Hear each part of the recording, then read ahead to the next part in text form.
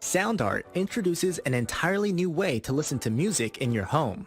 By combining the best of two products, a revolutionary high-fidelity, low-profile Bluetooth wireless speaker with beautiful artwork. Select from a library of artwork or upload your own photos to personalize your experience. SoundArt ushers in an era of invisible, beautiful, and amazing sound throughout your home and redefines your entire entertainment system. The need to reclaim your floor space and rid your home of unsightly speaker boxes that need to be bolted to the wall is now a thing of the past. Our canvas is printed on high-quality permalite by Breathing Color. And select from our gallery or upload your own. Standard sizes include 16 by 20 and 18 by 24 canvas wrapped. Custom sizing is available, as well as surround sound options.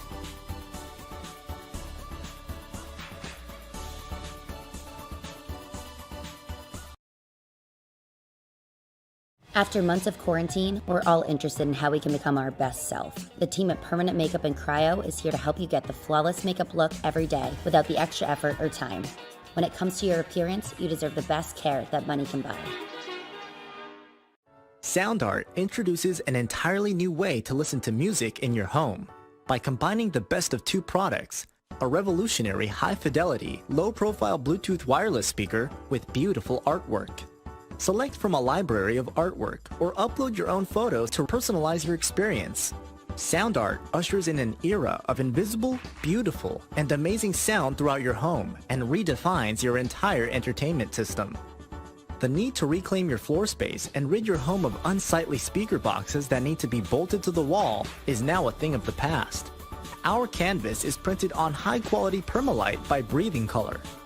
And select from our gallery or upload your own. Standard sizes include 16 by 20 and 18 by 24 canvas wrapped. Custom sizing is available, as well as surround sound options.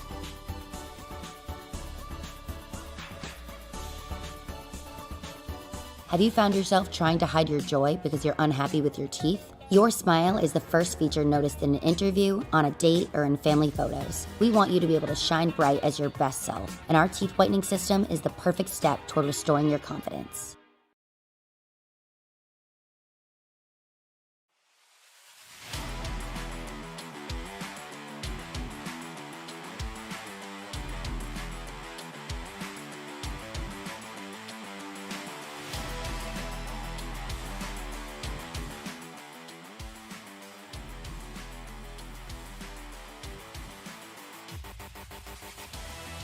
Drivers have called it the Monaco that isn't a street course, others have called it a pain in their side.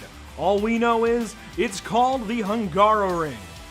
Checking in as one of Formula One's shorter courses, boasting several challenging corners that test drivers' patience, GT3 cars are the last car I'd ever imagined to race here, but we're gonna do it anyway. Welcome to the virtual Hungaroring.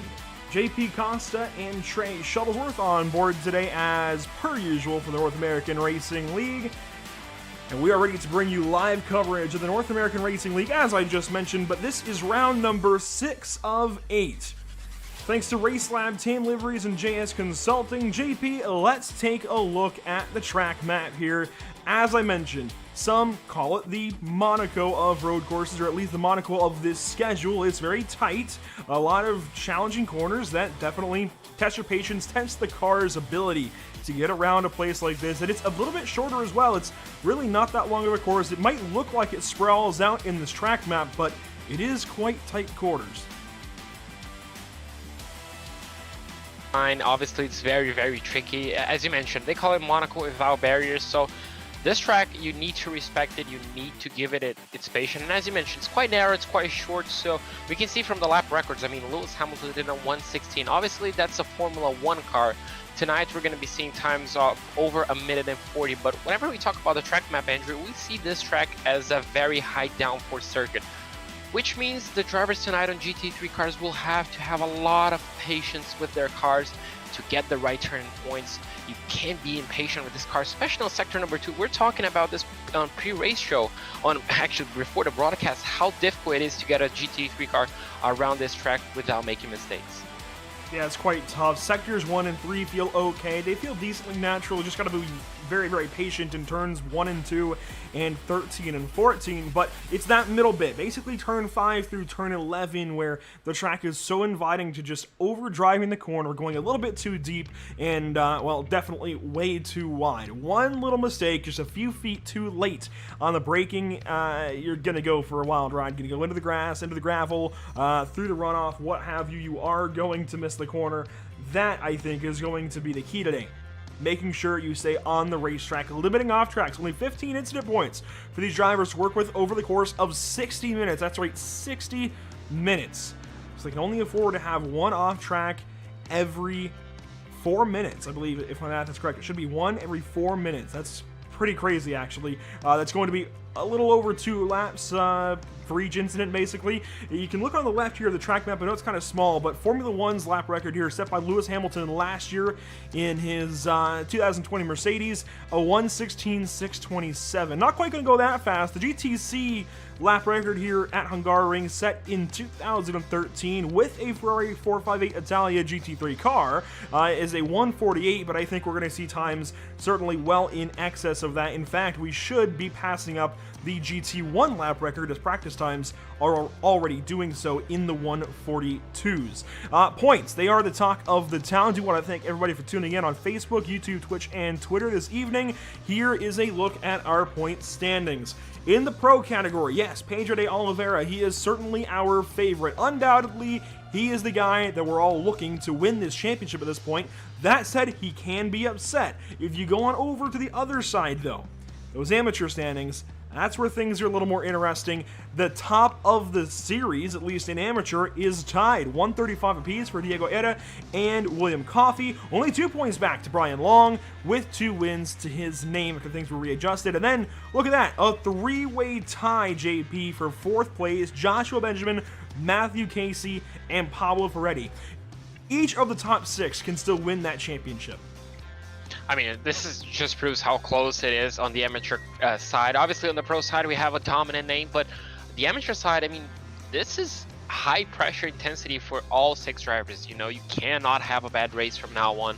Obviously, we're round 6, so after this one, we only have 2 rounds. So if you make a mistake right now, that can cost you a championship. So these 6 drivers, they have to have perfect races. You know, they have to maintain a high quality of driving. As you mentioned, the incident points here tonight could shake up some of those standings. You cannot have a lot of incident points. So, I mean, it's all for grabs on the amateur sides. Obviously, on the pro side, we might see a little bit of a shake-up after tonight's race. But, I mean, I'm excited to see how this point standings on the amateur side is going to look after tonight's race. Yeah, over in the pro category, I think really 3rd through 10th is probably quite up for grabs. It's going to mix around a little bit. I wouldn't be surprised if Rice Rodriguez holds on to a podium spot, though.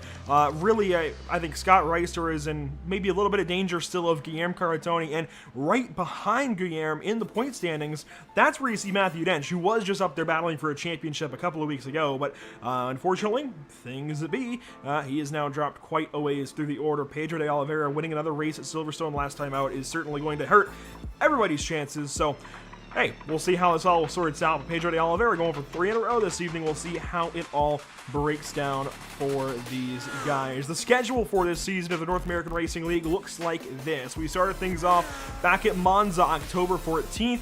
Watkins Glen checked in at race number 2. Oddly enough, just a couple of months before we're going to get the brand new version of the Watkins Glen International. Then Spa, race number 3. Tony Kanaan, he took a big header going up Eau Rouge. Belle Isle checked in at race number 4. A fantastic Veterans Day delight that one was. Certainly a lot more crashes than I think we're used to seeing, but that is the nature of a street course. In Silverstone, last time out, Emerson Arden was here for that one. He's right along for one race every season, it seems like, that I just can't make for whatever reason. In that time, well, Emerson Arden was in for it. I heard it was a fun one, JP. I heard, well, it was a lot more of the same as far as, again, top of the board, it was Pedro de Oliveira, but certainly a lot of twists and turns throughout the way. Yeah, exactly. I mean, this is kind of what we expect from these guys, you know. Doesn't matter which track we race in. Obviously, we went from Belle Isle being a Thai street course to Silverstone, a world-class racing circuit. And, you know, it was more of the same, more exciting, lap after lap, race after race. So it was a fantastic one. And, well, I was glad Emerson was here. We kind of missed you. I mean, I got the names wrong hundreds of times during the broadcast. and I'm pretty sure I'm gonna get it wrong tonight as well, but it was fantastic, and I cannot wait to see what these guys are gonna do in the final 3 rounds. Obviously, Hungaroring tonight, it's a brand new addition to the iRacing service. It's probably the debut on PitStopTV, if I'm not mistaken. And then we're gonna have Phillip Island next week. That race, I mean, it's gonna be fantastic. The V8 supercars on that track is absolutely fantastic. And then we finish it off in the US of A again in Road America. I mean, I cannot wait. Only 2 weeks after this one till we're done, Andrew. I mean, we started in October, we're already in December, and unfortunately, it's coming to an end. Yeah, only 3 races to go, and again, that's why the amateur battle looks so interesting right now with so many ties throughout the top 10. There's a lot to pay attention to over there. I do like that we have 2 brand new tracks, at least to our channel, to bring to you here for races 6 and 7, the Hungaroring this evening, of course, and next week at the Phillip Island circuit. That is brand new to the channel. Have never had a broadcast there before, so I gotta go learn a whole new track and build some cameras, but hey, it is what it is. It's gonna be a lot of fun, and I'm very much looking forward to getting that place on the channel for the first time ever. Practice, as I kind of mentioned a little bit, is underway, and, well, wrapping up. Matthew Dench, no surprise, towards the top of the board, but look at that. He's in an Audi. That is going to be, I think, the talk of the day. We've got a very, very different car choice than usual, and you and I were kind of speculating as we were loading into the session what these drivers might be looking for in a car. It's pretty clear. The Audi base is what they want. There's a lot of Audis, a lot of Lamborghinis in this field, and even Pedro de Oliveira is switching over to a full-time esports Lamborghini. That I did not see coming, so a lot of Lamborghinis in the field. There's Osmar Camargo, another one of the full-time esports drivers, Jackson Rosende. He's also in a Lamborghini, so the Lamborghini, clearly the car of choice. Audi's along with it. They're so similar, they may as well be the same. Exactly, they share the same chassis. Obviously, they're both under the VW group of racing cars, so they're probably going to drive very similarly. Obviously, they do each one of them have their own, I guess, tweaks, or I mean, they're a bit different on their shape, but obviously they're probably going to drive essentially the same. As you mentioned, we do have the other cars. We do have BMWs on the field. We do have Porsches on the field, which, as you mentioned, Andrew, we kind of expected to see more Porsches around this racetrack, but surprisingly, not a lot of them. And obviously the BMW, we do have, pretty sure, another McLaren on the field. I'm not quite certain. But, I mean, this time it's dominated by the Germans. Yeah, Pablo Ferretti is still in a McLaren. Good to see him going for that car choice, but certainly, overwhelmingly, Audi and Lamborghini. So the same car base, just a matter of what you want under the hood, and for the body, I think, is the car choice there. I'm very, very intrigued by it. I can understand wanting to go for a more aggressive car. You know, if we bring up the track map again, take a look at this place. This is a track that will demand a more corner attacking car, if you will, more aggressive car. I think Red Bull's, you know what? I've never watched a Hungaroring race, but you can kind of test my ability here to predict what car would be good. I know the Mercedes has the record, but I'd imagine over a race, the Red Bull is probably pretty darn good. That high rate car probably works nicely here. Yeah, exactly. This year we kind of got robbed by it on lap 1. Obviously, Valtteri Bottas made the incident, but you know, it's a track that this year was dominated by the Mercedes as well. Kind of a surprise to everybody, but you know, as you mentioned, it's a track that it shares both the consistency of the Mercedes and the Red Bull car, and as you mentioned, it's a high downforce track. It's similar to Monaco. You know, you cannot run last arrow, even though you have quite a big straight between turn 14 and turn 1. You know, you really need a lot of downforce on that second and third sector to keep the car with a high speed throughout the corner, a high average speed. And well, I guess the best cars to do that are the Audis and Lamborghinis. That's why we're seeing them dominating the view. Essentially, we're gonna see a very German grid here tonight at the Hungaroring, and as you can see, Bryce Rodriguez, we just saw another Audi. So kind of get used to it. It's gonna make our jobs quite difficult, isn't it? To kind of different, guess, kind of choosing the names apart, the teams, but it's gonna be fun. Does this maybe give Bryce an edge? He's used to running this Lamborghini, runs it all the time. This could be a race where maybe he shines. He's got a little more experience than a lot of these guys in the Lamborghini, might be a little more used to its tendencies. I wouldn't be surprised if Bryce Rodriguez goes up there and finally captures a win. I wouldn't be surprised either. You know, that's a really good point that I just thought about it. Those guys that have been running the Audi, that have been running the Lamborghini, even though their cars are not the quickest overall in the race, on the track, those guys have an advantage. They know how the car will react, they know how the car will drive, because they have been doing it for a longer time. Obviously, some drivers like Pedro de Oliveira, they haven't been running the Lamborghini that often. Even Matthew Dench, we kind of see him running the McLaren for the past few rounds. Now he jumped into the Audi, so kind of a big learning curve. Obviously, new circuit and new car could prove costly for some of these guys. I would expect this guy right here to still be really good. Scott Kimbrough might even be better than usual.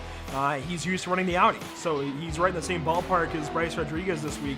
I think look for the 299 or the 211 to potentially be a couple of the best drivers in the field. Now, one of the top runners that is sticking with his usual car choice is actually Scott Reister in the number 242, still in a BMW. Kind of surprised by that for the TAM Liveries machine, but hey, Scott Reister sticking to his guns, wants to stay in that stable BMW. I understand it. It's just going to be a lot more tough to get around corners like that. Turn 4, very tough in these front engine cars. It's so tough as well to gauge when you need to brake and when you need to turn in. You get so used to seeing this place with high downforce cars that can really challenge the braking zones. These GT3 cars, they cannot do that. So this corner especially as well, turn 8, very tough to gauge. Yeah, exactly. The second sector, as we mentioned, once you make a mistake, especially on not that high of a downforce car, you kind of just carry your mistake throughout the sector. Scott Reister made it looks like pretty planted, and that's the thing you're aiming for. Obviously, you want to be as smooth as possible. As now we're looking Camargo on his Lamborghini. Now we switch to Bryce Rodriguez on his Lamborghini. It looks like he's finishing the lap. That might be turn 13, yes. So he's entering turn 14. We're going to see the first benchmark time. No, Kevin Sandiego does that, a 1:43.9. Now, can Bryce Rodriguez match that or even beat it? And Matthew Dench goes quicker, nearly 0.6 of a second. Bryce goes second, nearly almost a 10th out. And what do you know? Matthew Dench, he's up there. I think that's also to be expected, but Bryce Rodriguez and Scott Kimbrough, they check in second and third currently. Resende goes to fourth, Reister fifth, DeVries in sixth. Kevin Sandiego drops to 8th quite quickly. Fabio Zamperlini, reigning champion, going for an updated livery on that Audi. That looks a lot better than it used to, and oh my, Pedro de Oliveira laying down a monster lap time of 43.2. They have gone faster in practice, so we could still see a few more tenths out of these guys, but going up there and getting pole by another 3/100ths of a second, that might not sound like a lot. That's a lot for Dench to try and overcome. Exactly. That's, whenever you get a nice lap, even finding 300ths of a second, it's going to be a long time, a long shot. Matthew Dench already attacking. I mean, he has pretty much second place confirmed at this point. He has a nice gap to third place, so he needs to shoot it up, as looks like Ward goes a second slower than Pedro de Oliveira. I mean, he's on pole for the amateur. Yeah, there you go. And in the top 10 right now. And a Ferrari might be the only Ferrari in the top 10, one of the few on the grid. Yeah, there are not many Ferraris joining the field this week. A few of the, I guess, more classic Ferrari drivers are sticking to their guns, like Kevin Sandiego, still in a Ferrari. We're used to seeing that for the Dark Horse Esports machine, but many, many fewer Ferraris this time around, and there really is a divide between 9th and 10th place, 0.4 of a second there, so we'll see if Ian Ward can pick it up a little bit. 8th place, though, Kevin Sandiego. Does he go any higher? And across the line, he moves it to 8th, so a good lap, moves up a little bit, but maybe was expecting a little bit more out of that car. There we go, Bryce Rodriguez, top of the board. With the exact same time as Pedro de Oliveira, look at that. Oh, there we go. Wow. Jackson Resende coming back. That's a way to come back. 1.3 tenths of a second, that's quite quick. Matthew Dench cannot respond to that. Looks like he's going for the third lap. And there we go once again. Pedro de Oliveira, 14 thousandths of a second quicker than his teammate. These guys, it's ridiculous. Although, you know what, I will say, this should be expected. I think this next lap is going to be the best lap for each of these drivers. When you get the tires up to temp and you can finally get a little bit of front grip and turn into the corner, that's when these cars feel best. I was running some laps in the Porsche earlier, so a little bit different from the Lamborghinis and Audis that we're seeing more of. But certainly, once you get some more heat in the tires, that's when the car starts to come alive. So later on in this qualifying round, we're going to see some buzzer beaters right here in this qualifying. Yeah, this is going to be the golden lap. Jackson Resende has to attack absolutely every corner at this point in time. We saw him improving well over a tenth of a second on his second lap. Oh, Matthew Dench. Oh, that's going to be unfortunate for him. It looks like he's going to be securing at least 4th position for the time being. Bryce Rodriguez, is he finishing up the lap? He's going to turn 1? No, that's turn 12. right? So he's finishing up his lap. Can he upset those big guys and put his car on pole? I think he can, but does he? He's a 10th and a half back of pole right now. A little bit less than that, and he'll take second and break up the full-time esports drivers in the front row. It's been Bryce Rodriguez bringing the challenge to those guys all season. Across the line, does he go any faster? No. No, it's a 10th slower. No gain there. He will not get another lap time in, so it will be a full-time esports front row from the looks of things. Or Sunday across the line. No gain. Here we go. Pedro de Oliveira S through turn 14. His final opportunity to get a lap time in. Survey says across the line he goes slower at 3/10, but the most consistent that we've seen, I suppose, the best lap 3 that we've seen from anybody so far. Yeah, that was that was just so close between those two guys. Looks like do we have anyone else finishing the lap? Looks like Ian Ward might be finishing up his lap. And he's got to go beat William Coffey.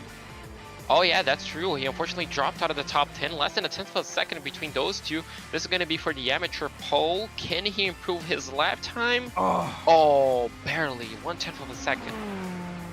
Very, very close there for Ian Ward. Diego Eder will likely start from 3rd in amateur. Jeff Castillo just went a whole lot faster. He moves up in the number 110 to 25th overall. And a few cars are still on the racetrack, including Chris Winstone, who just went quite fast. Is now up into the 22nd position in his BMW. Bowerman is also on the track. We'll see if he gets a time in. Guillermo Caratoni is also on the track in a Ferrari, and he has just gone quite quick. He will go to 16th, so passing up a lot of the field. Considering he had not turned a time yet, that is quite the gain. Exactly, for a one-lap shootout, that might be a great lap, especially under pressure from the final few minutes. Now we're taking a look at the 102 of Bowerman. He's navigating the second sector, and you can see just how difficult it is to get a GT3 to turn in. Looks like that might be a lap invalidated. Yeah. So yeah, once you get 4 tires in the turf there, that's your lap done. Yeah, and that's going to be a point to look out for, because you cannot really afford too many instance points, as we mentioned, right, Andrew? This is going to get interesting by the end of the race. Yeah, again, 1 incident for every 4 minutes. You only get 15 for the entire race, so you got to be very, very careful in this one. And you can still go beyond that a little bit. If you do hit 15, you just get a penalty, and you have to come down to the pit lane and serve that. It's a pass-through, and if you take any pit service, it compounds. It adds 40 seconds to your stop and go, but yeah, you don't want to have to risk that. That is an extra trip down the pit lane. And in a race where we're going 60 minutes, and we're limiting fuel to 35% to force a second pit stop, you do not want to have to make a 3rd trip down the pit lane. That will just about take you out of contention. Last car rolling, it looks like, is going to be Kenneth Michael across the line. I don't think he picks up anything. He will stay in the 30th position, and qualifying will come to a close. Want to remind you all that this series is always brought to you by Tam Livery, JS Consulting, and, of course, RaceLab, bringing you some fantastic products. Let's tell you a little bit about those, actually. Of course, RaceLab helps you to improve your driving skills. With modern overlays, race statistics, and native VR integration, you can get the best out of iRacing. Start using it now for free at racelab.app. Tam Liveries offers custom packages for some of the best livery designs in iRacing. Used by pros and amateurs alike, you will definitely look good on track. And if you want to look good as a league, hit up JS Consulting, providing custom website and app development, including iRacing League website design and hosting. Find JS Consulting at johnsedlak.com. Over to our starting grid for race number 6 of the North American Racing League. On pole, it is, of course, 3-time race winner so far this season, Pedro de Oliveira, with his teammate Jax Rosende over his right shoulder. Starting 3rd this evening at the Hungaroring, it's Bryce Rodriguez. Matthew Dench starts 4th. Starting 5th in this one, it's going to be Brian DeVries, then Scott Kimbrough in 6th. The back 4 of the top 10 are going to look like this. Fabio Zamperlini, reigning champion. Osmar Camargo in the 251. Then 9th, it's Scott Reister of the 242 BMW, and Kevin Sandiego in the Ferrari. In 11th place, we're going to have Blake Scott, and alongside him, William Coffey in the 157 in 12th place. In 13th place, we're going to have Ian Ward in the 108 and the 177 of Diego Ari in 14th place. In row number 8, we're going to have John Sadlak in the 203 and the 259 of Guilherme Caratoni in 16th place. On 17th place, starting off row number 9, we're going to have Pierre Thompson in the 218 and the 176 of Brian Long in 18th place. And rounding off row number 10, we're going to have Rob Rodriguez in the 226 and the 107 of Mike Braun. Starting 21st, Mark Scott in the 166, chasing potentially a championship in amateur. Pablo Ferretti will start to his left side, it looks like. Starting 23rd, Chris Woodstone in a BMW, then Matthew Casey in the 141. Starting 25th, Joshua Benjamin in a Lamborghini, then Dominic Angelicchio. Then it's Jeff Castillo, Teague Ashburn, William Valdez, and Kenneth Michael. The rest of the top 30. Looks like we don't quite have enough time to get all 39. We'll slowly pan on through them as we come around and get ready to take the green flag. It's already off and away. It happens that quickly.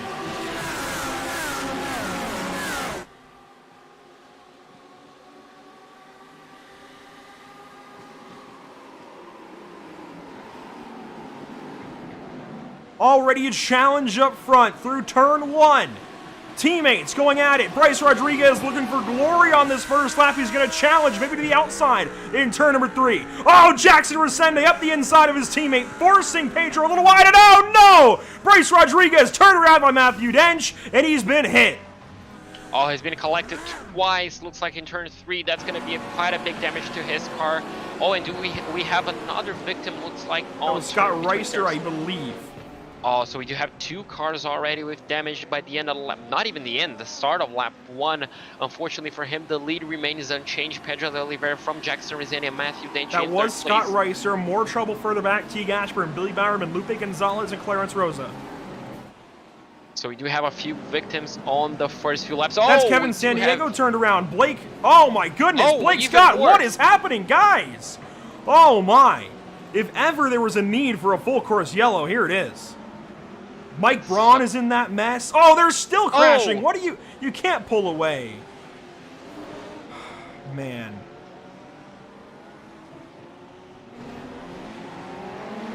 Looks like we do have a full-time esports Ferrari with big damage. That was Guilherme Caratoni. Oh. Yeah, so unfortunately for him, that car might be done for the night. I'm not pretty sure how much damage he's going to have. But their lead, I mean, the top 3, the top 5 might remain unchanged. The top 3 does remain unchanged, but further back, they're still crashing. Even more carnage. The 114, that's Jose Antonio Ramos, Brian Long around as well. They rejoin, it looks like, safely for the moment. Brian Long is going to try and get back on the track.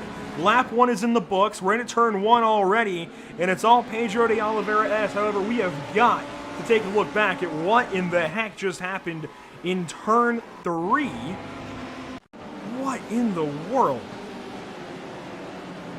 That was a hectic first lap. I mean, pretty sure it might be one of the craziest first laps we've had in road racing. I mean, ever, Andrew. This was the craziest first lap I've seen since I joined PitStopTV. Yeah, this is certainly up there, even for me. We'll be watching the 3rd place starter, black and red, number 299 Lamborghini. That's Bryce Rodriguez. This is a big domino to fall early in this race. Certainly a race-winning contender, and I think Matthew Dench just goes a little too hard in turn number 3, turns him around. Let's find out for ourselves. This is down to turn 1. We saw the challenge early from the static cams. Side by side, the teammates went. Up the inside was Resende. That was Rodriguez sitting back. Bryce had a moment there, looked to the right side, nothing of it, and watch this blue Audi come up from behind. This will be into turn 3. And you know what? That's tough to say. That's really tough to say. That's how Scott Reister gets involved. The 221 thankfully stops, but carnage further back. Yeah, that's kind of a difficult instant to take a look. The corner kind of forces... Oh my goodness! Oh, so we do have even more cars flipping. Oh! That's why Scott Reister towed. Oh, so that's the end of Scott Reister's race, unfortunately, down into turn 3. That was a massive impact. We kind of even got that on camera on the first time alive video. So that is going to explain... Oh, he's back in the race. He is going to continue on. Fast repair taken. And he is rejoining. 4 minutes in now, and a whole lot has happened. Kenneth Michael also had trouble. Pablo Ferretti, it looks like, had trouble. Here's going to be a replay of that, actually. Didn't expect to go to that right immediately, but let's see if I can find Pablo Ferretti. He is the number 113. Well, he had a crash. We'll go back and find it.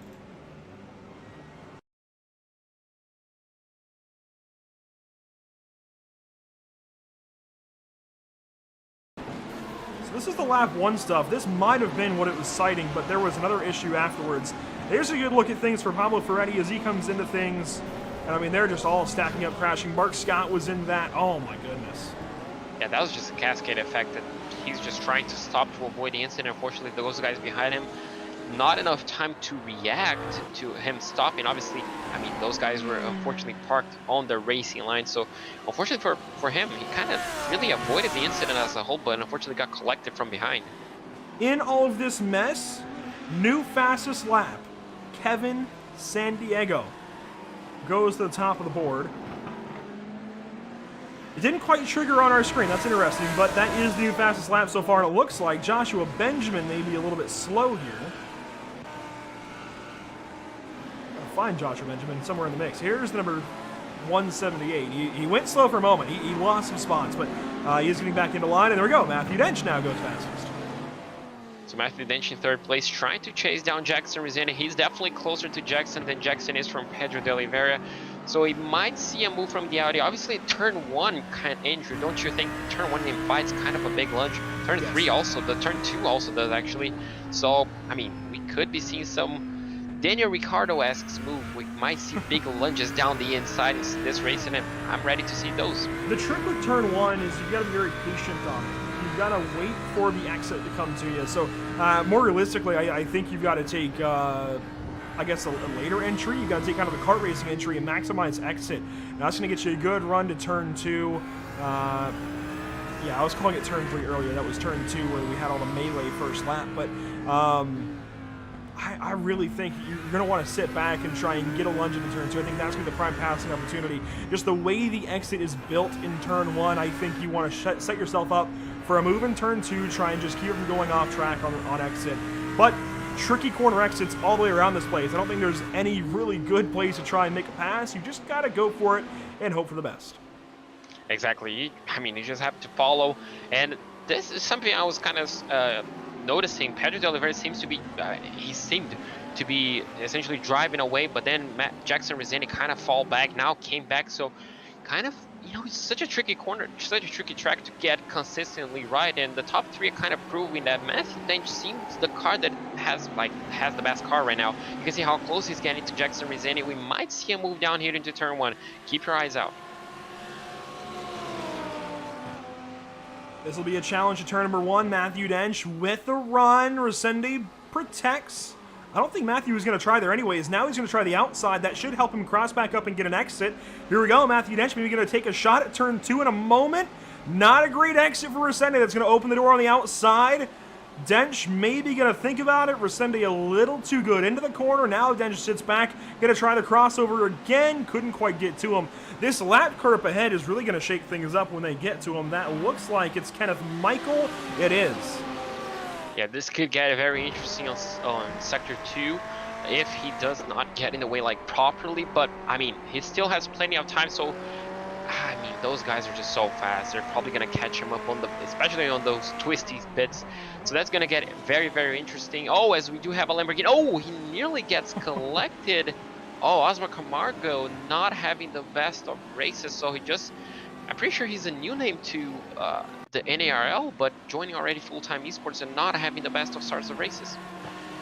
He's one of the newer names. I think maybe didn't get quite as many starts earlier in the season as we would have expected. This is turn number 2, and it's going to happen in turn number 4, so this will give us a whole look at things. Scott Kimber was in tow, and he was running 4th, so he was right behind where our cameras already were. Goes for a spin here. Matthew Dench in front, Scott Kimber behind. I think this is going to be all on his own. And so does the Lamborghini. Oh, yeah, just steps out mid-corner. What a miss. Yeah, that was a great avoiding. He just came back on the track, kind of just trying to find a gap. And yeah, look at how close. Yeah, you got reverse for a reason. Yeah, there's a lot of track out there to reverse. Luckily for him, didn't get collected, so didn't collect a lot of any damage, to be honest, apart from maybe some tire wear. But Andrew, I just want to point your eyes to the timing sheets. Look at the top 5. Look at 5th and 6th place. Yeah, we've got 2 amateurs there. Ian Ward and William Coffey just playing the long game. Not making mistakes. That's what you have to do in this race. I feel like Lewis Hamilton's comments about Jeddah are going to ring true for this race. It's going to be a battle of survival. Just make it through the race, keep yourself rolling for 60 minutes, and you're likely going to do all right.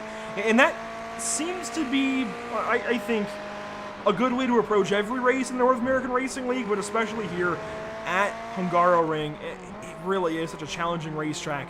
Don't go 100%. It's a long enough race. It's an hour. You don't have to push. Just sit back, let the race come to you. Now, if you find yourself in a battle later on, like these two might up here, that's different. Then you can push then. But for right now, sit back, bide your time.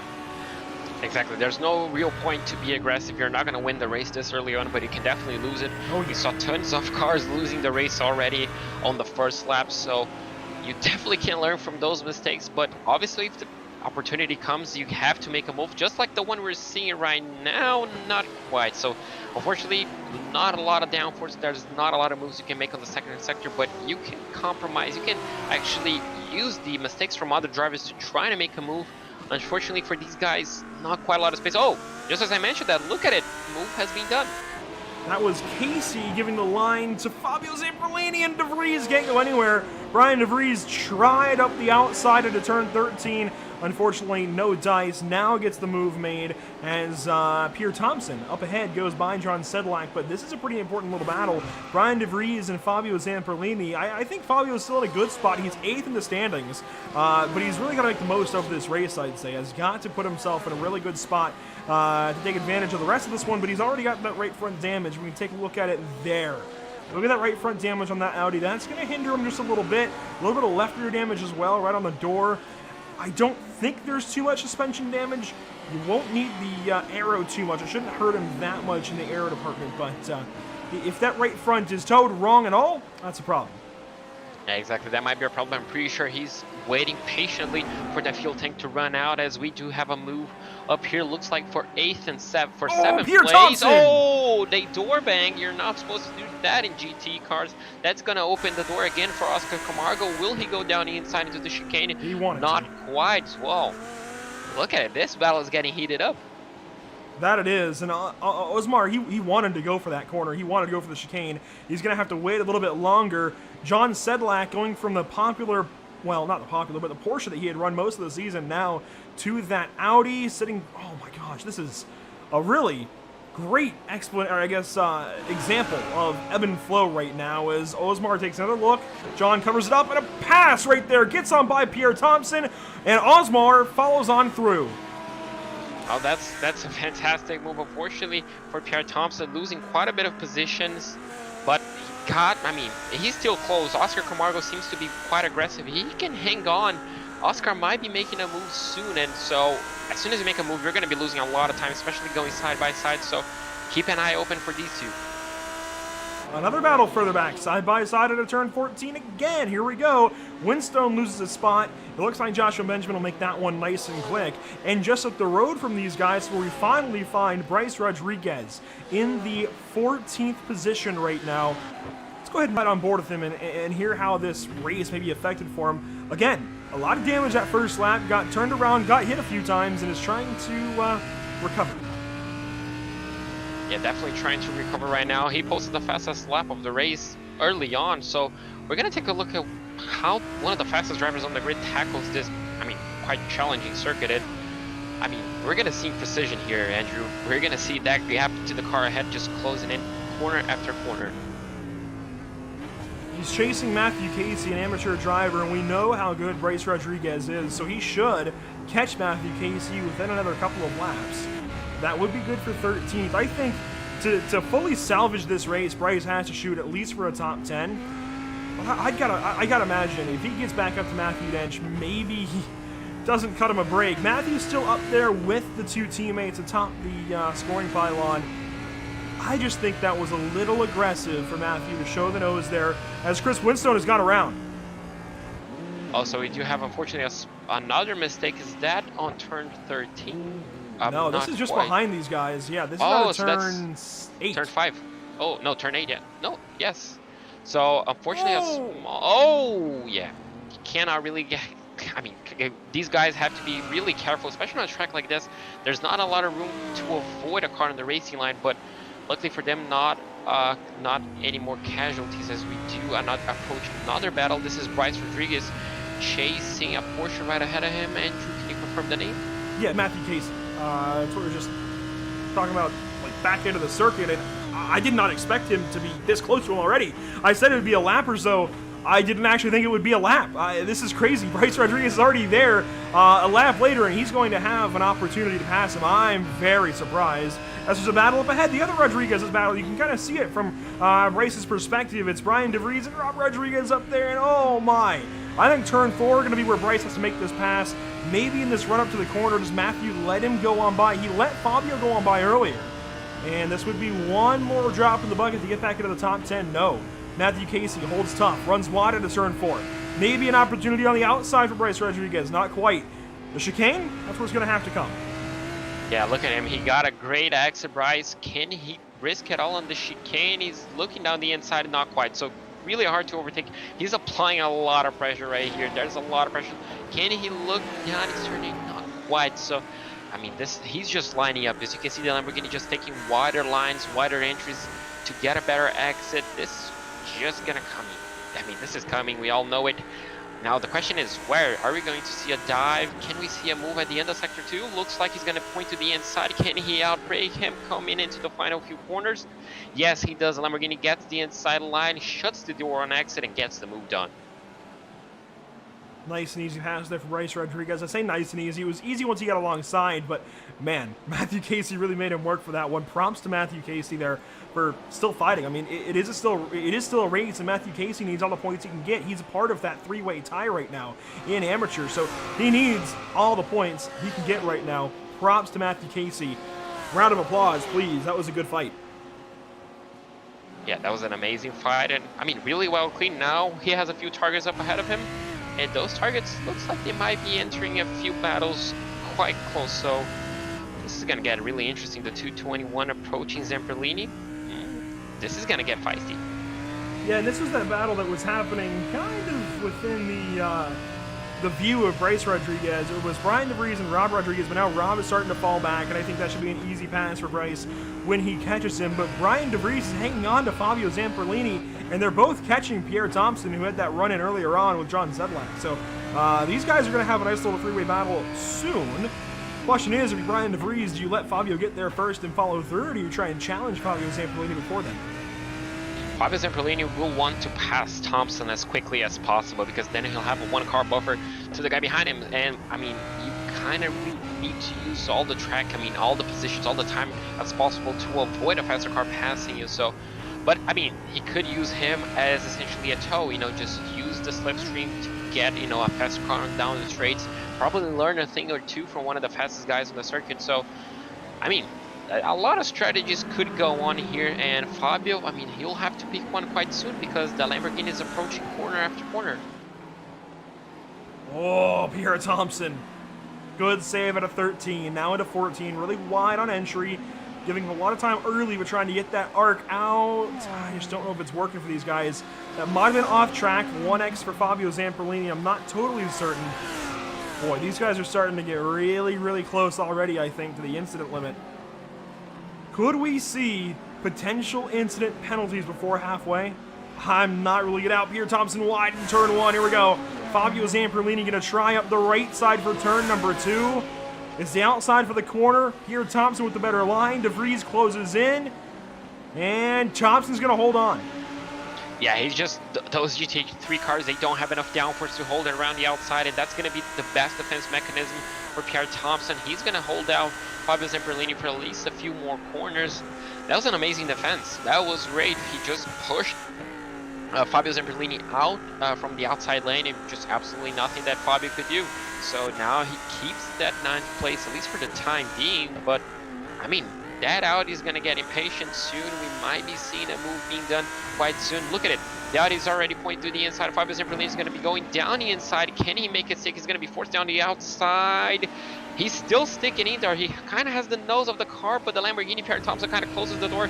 Now we do have a 3-car battle. Oh boy, this is getting exciting. Yeah, it is.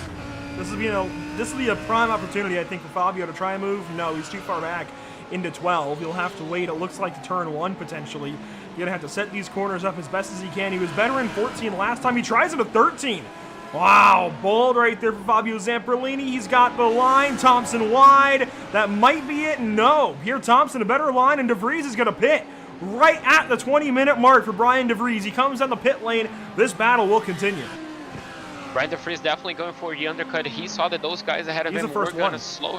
Yeah, he was going to slow now. So now that's going to be a big undercut if he can make that work. Fabio Zamperlini looking down the inside. Can he make that big dive bomb work? He kind of gets the nose in there, forces Pierre Thompson wide. Pierre absolutely nowhere near the apex, and that's moved on for Fabio Zamperlini. That's how the reigning champion does it, with the damage car down into turn 1, and now he's going to be trying to pull away to chase John Sadler. Yeah, and that was a case of Fabio Zamperlini saying, hey, I caught you for a reason. I'm faster than you right now. Let me go. Finally got that pass made. That's just Fabio Zamperlini being aggressive, knowing he needed to get that pass. We had a quick look at Brian DeVries there in the pit lane. He is now rolling out of the pits. Here he goes. He'll rejoin the course. 41.8 in the lane, 14.03 in the box. Another car in the pit lane, Diego Era, the points leader in amateur. Tied, though, top of the points. He is 26th now, 27th in the race. James Rodriguez, I thought was in the pits. Maybe it was somebody else. It was Sean Patterson, actually, in the pit lane. But I think Rodhamas is in a nice little battle. Yeah, those guys are in a nice little battle. Ferrari versus BMW. It looks like the two underdog cars on this track. Not something you kind of expected to talk about, the Ferrari being the underdog car this season, being so dominant in some of the races, but that's going to be it. It looks like Brian DeVries is going to be rejoining 21st place. He had a 14.03 pit stop time, so that's going to be a time that I'm pretty sure those top drivers are going to be trying to chase. And I mean, Andrew, we talk this week in, week out. Jackson Resende tends to underfuel the car. Will he do it on the first or second stop tonight? That's a great question. Pit lane is going to open up a little more. That's what I'll have to think about. I think, man, I'd want to say bide your time behind your teammate, but nothing is ever guaranteed. Almost want to take that lead a little bit earlier if you can. Here's Pierre Thompson in the box.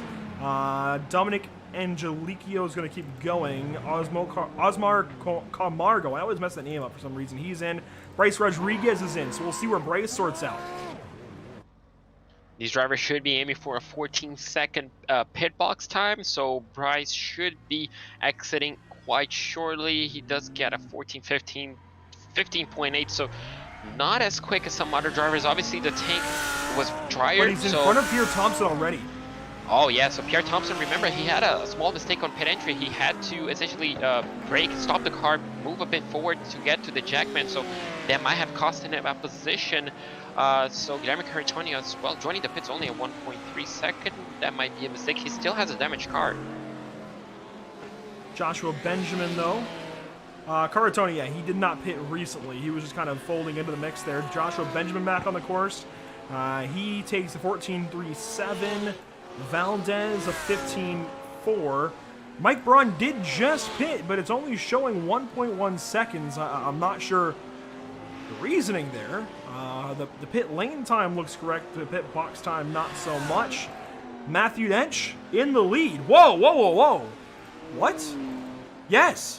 I see. Those Pit two stops. Okay. Yeah, those two are pit stops. I saw that time. I thought, wait, did the teammates collide?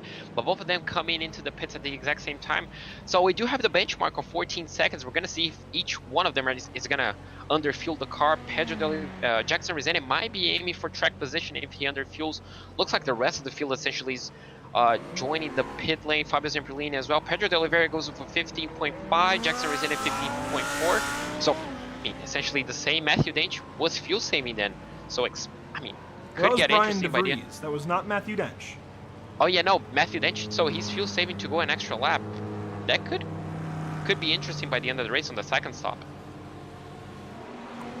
I wonder if it's really saving though. These cars should be able to go at least to this point in the run. That's a good question, actually. I wish we could interview these guys mid-race. That's a really good question. I don't know that he's having to fuel save much right now. DeVries, I'd imagine, he took less fuel. He was in the pit lane for less time. And he was in the top 10. Now he sorts out into 9th for the moment. he, it seems, has saved some fuel. Oh, Fabio Zamperlini has taken a lot of repairs. He's still getting repairs. I don't know if I like that move for Fabio. He was in a great points position, 8th. Still was, I think, eligible for a lot of good things in this championship. This is really going to hurt his day. 23rd, might get passed up again. 24th, maybe, if Winstone goes on by. And there goes Winstone. I don't like that at all for Fabio. Yeah, that may have been a bad strategy call, as now Matthew Dench comes into the pit lane. That tank might be just running on sipping, might just be sipping fuel at this point. But yeah, Fabio Zamperlini, questionable strategy, came back on 23rd place right now. He's just gonna have to activate qualifying mode for the time being. 35 laps, just push on. You don't have a lot to lose at this point in time, so I might as well go for it. Now we're gonna be seeing how long Matthew Dench stays on the pit lane and where he comes out in relation to Pedro de Oliveira and Jackson Rezende. He comes out of the pits. Will he come out 3rd? Looks like Pedro de Oliveira passes him. Does he? Yes. And Jackson Rezende as well. So he still rejoins in 3rd place, albeit, yeah, just close. Look at it. So the pit timer here for Matthew Dench, 16.1. So a little bit more fuel there. I wonder. Yeah, but he stayed 1 extra lap from these guys, so I mean, it shouldn't be that well, much the of a fuel difference. needed shouldn't. Yeah, the fuel needed shouldn't change. But you still need the same amount of fuel at the end. If anything, Matthew Dench should have had a shorter stop, right? He's saving to get himself in the clear of a lap. He should take more, or take less rather. So interesting that he's taking a little more, and I wonder. I wonder if the starting fuel, no, it must be a limit. It wouldn't be a starting fuel that was changed. So it's a limit of 35%. I don't think there's a whole lot of room. So he might have gone just a little bit longer and fueled up still to max. I think that's probably how that went. It's still fueled up to max percentage. So he did take more fuel, but he's going to have a range without saving of 1 lap longer, saving 2 laps longer, we would imagine. It's not going to get him quite to the end of the race, but darn close. Yeah, if he fueled to the max right now and keeps on saving during this 2nd stint, that could, you know, save him maybe 2 laps of fuel by the end of the race, by the final pit stop, which I mean could pay off a 2nd. That's the gap that he has to the leader right now. So it could be interesting. Could be a long-term strategy for Matthew Dench. We saw him doing this plenty of time this and past season, so we got to keep an eye out for him. Obviously, now Pedro de Oliveira and Jackson Rezende, I mean, they just have to attack. They essentially have to make sure that Matthew needs to push to essentially keep them behind. I mean, drive them away. They need to let him go on by and not let him save more. Yeah, that could be an also strategy. We kind of see that in GT3 racing. If Jackson Rezende does want to underfuel, he could let Matthew Dench go by. Yeah, I think it could be a reasonable option, at least for Fabio, to let Matthew go on by. And Matthew Dench has to win this race, realistically. If you look at the points, so we could bring those back up, actually. He has got to win this race because he's not even pictured in the top 10 right now. He's got to win this race. He's got to win out to even have a chance to go for a top 5, the way things stand. Rezende and San Diego, they come into this race tied. Rezende clearly outperforming Kevin San Diego right now, especially after lap 1 mayhem. De Vries, well, you know, so Matthew Dench should go on by Guillaume Caratoni, should go on by Blake Scott. Blake Scott got taken out in the mess early. Fabio Zamperlini, maybe, he might be tied with Fabio Zamperlini when this is over, maybe a little ahead. It might tie up with Brian De Vries. So, I don't think, without Pedro de Oliveira crashing, there is any way that anybody other than Pedro de Oliveira wins this championship. Mikhail Rudebusch isn't even here today. It's going to burn his drop week. I believe he's already missed a race. That's going to really hurt him. Bryce Rodriguez becomes the only other driver with a chance to win this championship, I think. And, well, Bryce is mired down in 10th because of what happened on lap 1. Yeah, exactly. This championship is shaping up to be Pedro de Oliveira's championship, but I mean, it could all change within 2 weeks.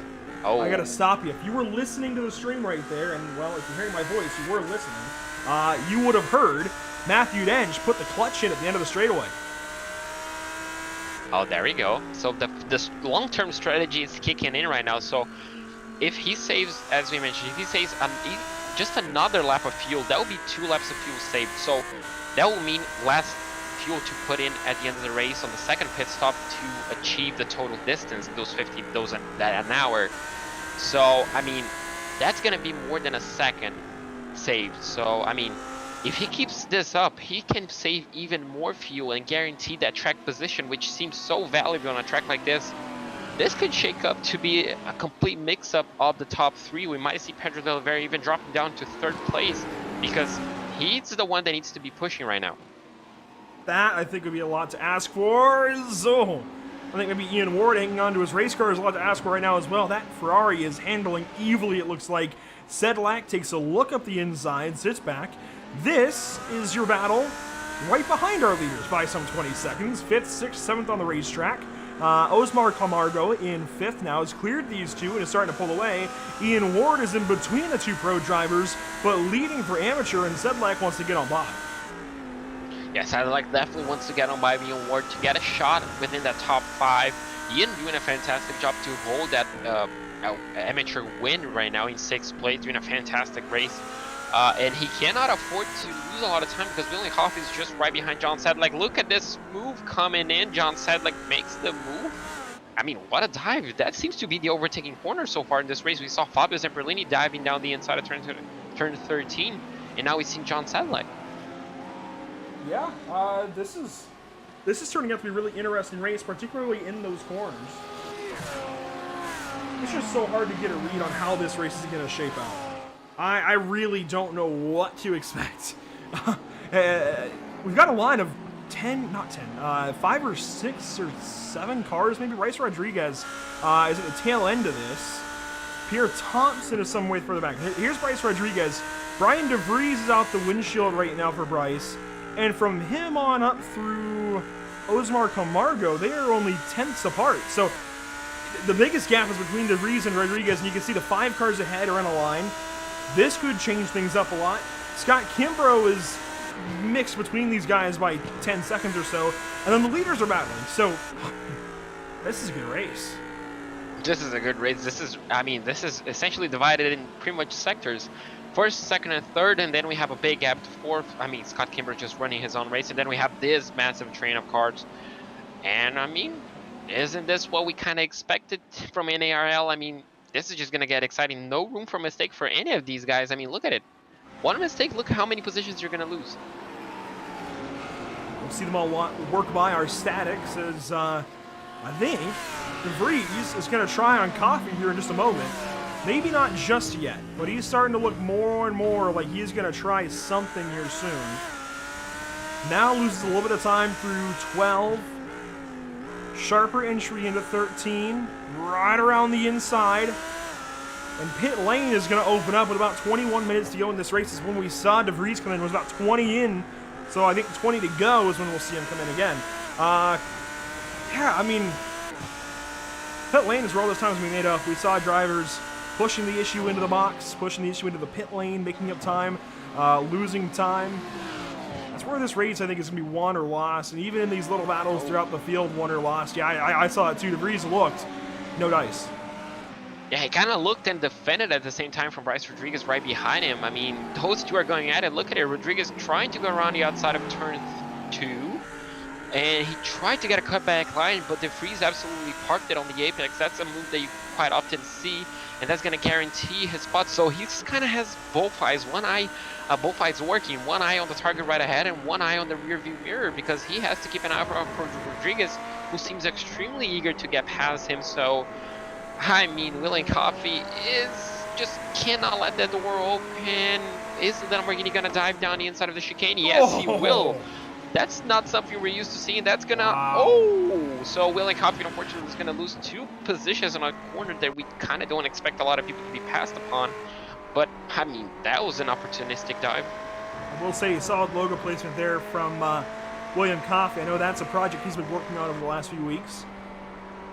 I hate that he had to give those 2 spots up, the way that all panned out, but I think a good move overall. Unfortunately, it's going to hurt his chances of winning this race now. He's got to make up 3 seconds suddenly to Ian Ward for the race lead in amateur, but I think a heads-up move. Let these 2 go on by. Let them keep battling, because if he does that, he did, these guys now have an opportunity to make a mistake of their own, have a coming together or something, especially when DeVries takes the arc like that. We could have these two make contact and suddenly have an incident, and I think that might have registered as an off track for Bryce.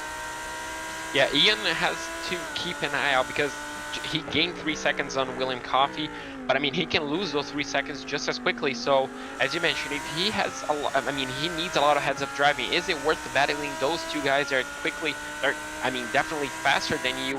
They're on, I mean, I guess more appropriate cars, favorite cars for this racetrack. So, if he just lets them on by on a corner, on the entry of turn 1, that might be a better shot than risking, you know, a dive bomb from one of them, because those two are definitely racing. They definitely want to get past him as quickly as possible if they want a shot at that top 5. So, I mean, this is going to get interesting. Obviously, as you mentioned, those instant points, they're going to come. I mean, the bill might be coming in for some drivers quite early, because we had some four instant points for those door bangings. So some drivers might be on the edge. I think Ian Ward, when he looks at the standings, understands where things are at. He's not even in the top 10 right now. Likely will play nicely with these guys if they do catch him, and they should. They are just looking faster. Not even in the top 10. Certainly a race win would be huge for him, but points aren't necessarily the biggest thing on his mind. He doesn't necessarily need these two positions. Will likely play nice and then try and hold on for the draft and hang on and make a few tenths up on William Coffey. And since that pass was made, there we go, lets these two go on by in turn 13. So easy pickings there. Ian Ward lets them go on by. He's going to have a chance to keep this gap about 3 seconds back to William Coffey. It has stagnated a little bit as Osmar Carmago, I can't say it. I still can't say it. Osmar is going to come in early. Yeah, he's coming in early. It looks like we do have another BMW on the pits, on the Winston. jacks as well. Oh, Winston is on the pits, but he's going to be the first one to open the second stop, so... He's going to have to save 2 laps. Yeah, 23 minutes still on the clock. Oh, but that's a drive-through.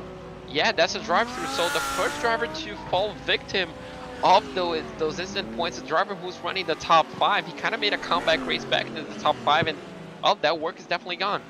And that takes him out of the top 10, puts him right in the tracks of Matthew Casey and Kevin San Diego. This actually, I think, helped Kevin San Diego get that spot around Matthew Casey. And that puts... Go ahead. Matthew Dench is 10 seconds away from Jackson Rossetti. Something happened. That's going to... Absolutely right. Yes, he must have something. had a spin. I was looking at the gap a little earlier on, and Rossetti had backed Dench up. But that's really big. Yeah, that's going to shake up. So all that time he saved up, all that fuel that he saved up, now it's out of the question. Oh, so, I mean, the race got turned up again on its head. Well, we just found it. I'll be showing it here in just a moment. This is... What's that? The chicane. He's going to be passing a lap car, Brian Long. Oh, no. That, boys and girls, is why you do not sit slow into a corner. You can't do that. And this actually goes back to a slight soapbox I had at Detroit. We get it. You are attempting to do the right thing. And you're attempting to be gentlemanly. But unfortunately, when you try to be too nice, you end up at apex of the corner in the racing line, very slow, and this is what happens. If you're Matthew Dench here, in order to not run wide and give yourself a 1x, you've got to try and attempt the racing line.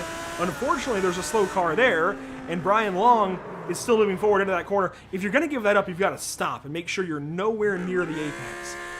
But more realistically, just keep predictable. Stay on the racing line, be predictable, don't do anything weird, just be nice. Just, you know, the faster cars will go around you. They will find a way. Now, if they show their nose on you, that's fine. Let them go on by, but you can't slow down like that into an apex. Hopefully, that is something that Brian Long learns from. Yeah, that's going to be an unfortunate way to learn that lesson, taking out one of the leaders. Now, this is essentially going to open the window to these two. I mean, now we're going to see how aggressive Jackson Rossetti will be against his teammate. Obviously, his teammate going for the 4th win of the season, essentially winning half of the championship so far. And I mean, we've seen Jackson Rezende underfueling the car by quite a bit, and on a track like this, track position seems to be what you want, and him running on second place throughout the race, I mean, I wonder, did he save any fuel on the second stint? Well, Jackson Resende, and this is what I initially wanted to talk about whenever we came back up to the leaders. Resende sat way back and had actually backed Matthew Dench up by over a second. The gap at one point was 1.3 from Dench to Pedro de Oliveira. And I had wondered if maybe it was Jackson potentially trying to play teammate a little bit, right? Open up the gap, allow Pedro to run his race. But also, it may have just been him saving fuel, trying to take a little bit less fuel in the pit lane and finally get that win that's been just running away from him all season. Jackson Resende is still winless.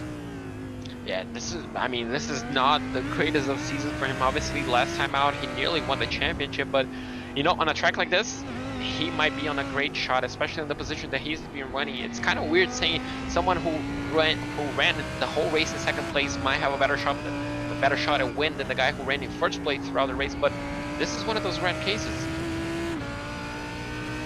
We'll have to see how it all works out. 20 minutes to go. This is where pit lane opens up. Several drivers have visited the pit lane on this lap further back. Joshua Benjamin, one of them. He takes a shorter pit stop, 13.4. Do we see either of these guys pit in now? No, not quite. They're going at least one lap further. Bryce Rodriguez, could we see him pit? He's coming up on Brian DeVries. This battle's still happening. This is back here now for 5th. Yeah, these guys running in 5th place after Matthew Dench jumped into the pit lane as well, so he's dropped all the way down into 9th place, probably getting a fast repair for those damage, but these two are still battling for 5th place. You can see John Sadler just ahead of them, so, I mean, the top 4 is right there. Oh, and Bryce Rodriguez jumps into the pit lane, so this could get interesting. Good move, I think. Ooh, that was pushing. Yeah, that was pit entry. That was awfully close. I thought maybe we were going to have our first pit lane crash. But he's going to get it. I like this move from Bryce Rodriguez. Get in, get this taken care of, get back out there as quickly as possible. And you're going to have the option into turn 1 now to fight somebody who comes out right in front of you. In this case, it'll be Brian DeVries, depending how these pit lane times go. Into the box. Let's see how it goes. So now we're going to take a look at what should be the benchmark for the fuel. Keep an eye out for the second number on your screen. Should be around 15 seconds. Bryce is stationary for 13.6. So maybe a bit of underfueling going on to guarantee he comes out ahead of the freeze. Yeah, I think you've got to. And he saved earlier, recall. Sorry, that was Matthew Dench. But I still think there was an opportunity for Joshua. Or not, gosh, names. I think there was still an opportunity for Bryce to save a little bit throughout the course of this race and use the draft, especially sitting behind Brian DeVries there. Save a little bit coming in. Sean Patterson is in. Diego Eda, we saw him. So these drivers in the pit lane, they're getting their fuel for their final stop of this race. While these guys are in their boxes, getting fuel, getting back out there, another big thank you to our partners here with the North American Racing League, Race Lab, Tam Livery, and JS Consulting, and our own partners here at PitStopTV, of course, Tucson Sound Art, Permanent Makeup in Cryowood, Maine, Whiplash Media, and BAM Racing Videos. You can find more about each of these at their respective platforms and websites. For Tucson Sound Art, you want to go to TucsonSoundArt.com and use promo code PitStopTV at checkout for 10% off of your wall-mounted sound art device today. For Permanent Makeup in Cryowood, Maine, it's permanentmakeupinmaine.com or Permanent Makeup in Cryowood, Maine on Facebook, or you can call or text them at 207-358-8683 as DeVries is going to hit the pit lane first of our leaders, well, our leaders that weren't named Bryce Rodriguez. If you're looking for Whiplash Media, by all means, check Whiplash Media out on Facebook at Whiplash Media, and BAM Racing Videos on YouTube and Facebook just alike. Here we go. Pit stop for Brian DeVries. So now the question, the only defense that he has right now is underfueling himself, as we do have two cars. Looks like Oscar Camargo and Pierre Thompson jumping into the pit lane. Those two are on about their own 14.3. That might cost him the position. Bryce is coming up at full speed down into turn 1 and gets the position done. There we go. So undercut has worked for Bryce Rodriguez. Now he just has to make sure he has enough fuel to finish the race. And I mean, John Sedlak wasn't that far up the road. Would he get 2 positions with 1 undercut? Potentially. I think certainly he's going to put himself in the position to do so. William Valdez is in. Billy Bowerman is in. Pierre Thompson, Robert Rodriguez, they pull out of their box. Bryce Rodriguez is going to be 5th when this all sorts out, if not 4th.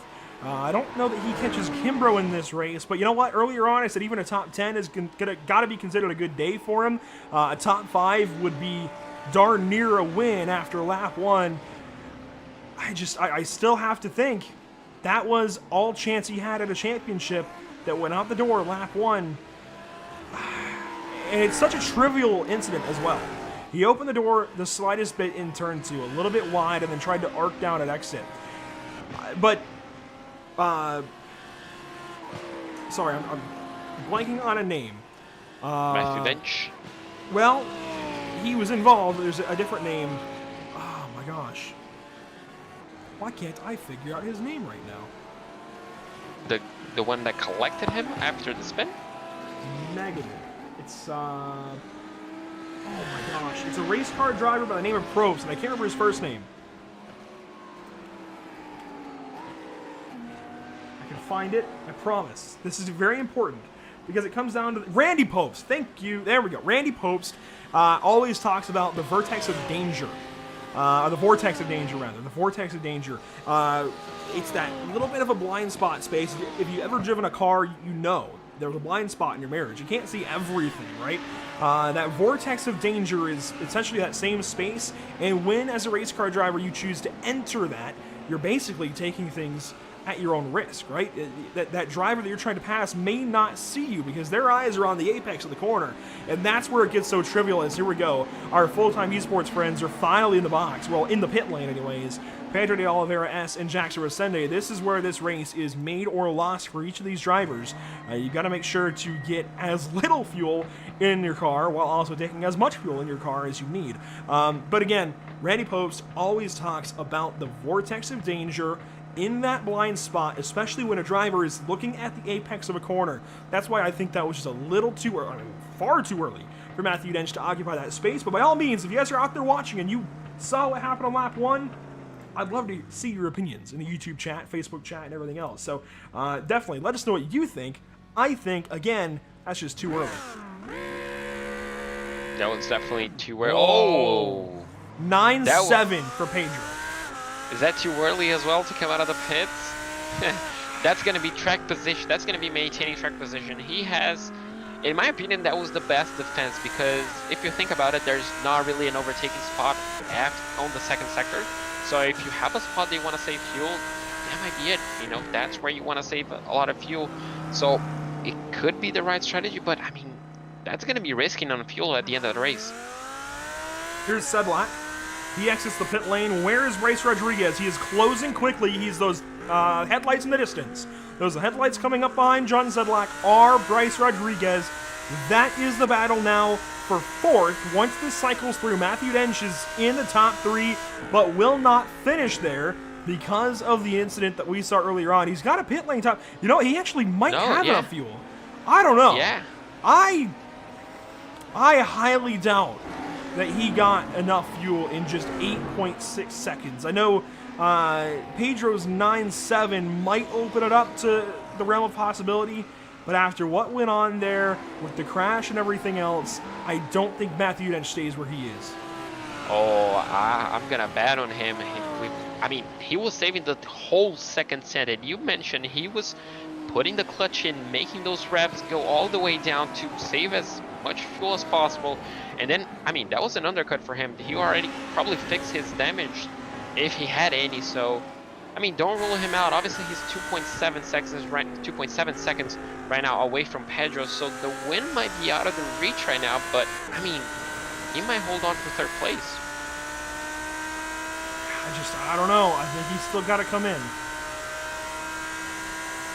If not, this is a fantastic comeback. He is saving. I think he is saving with the intent of making the rest of this race. You could hear, I know I was talking right there, you could hear right at the end of the straightaway, he put the clutch in. Next time he comes around, we'll make sure to listen to it, but this is a lot to ask of the number 283. I don't quite know about it. Yeah, this is going to be really, really interesting at the end of the race. I mean, in 11 minutes, we're going to figure out if it was enough fuel or not. But, I mean, it's going to be 11. It's going to be 11 gut-wrenching minutes for him if he can have enough fuel. Obviously, he's going to be looking at the calculator. He definitely has one of those softwares running. I mean, if he has any, this is the time to push. I mean, this is the time to run that fuel, to burn that fuel that you were saving so much. And, well, only time will tell. Looks like Pedro Delivery is checking away a bit from Jackson Resende, and the question will be if the top two also, if they have enough fuel to the end. 10 minutes and change to go. So many unknowns still. I had that line earlier about I don't know what's going to happen. There's a lot of unknowns. Now we've got lap traffic ahead of Pedro and Jackson. This will be on board with Matthew Dench. We'll pull up the telemetry. If he goes on by pit lane, I'll shut up at the start-finish because there's a lot to listen to happening for Matthew Dench right now. Is he going to pit? No. So out of turn 14 here, listen. I guess we can talk a little bit longer, I suppose. It's down at the end of the straightaway. He's going to pull the shifter a little bit sooner. Only up to 81, I think. 81 again, 82. Now I'll shut up. Listen.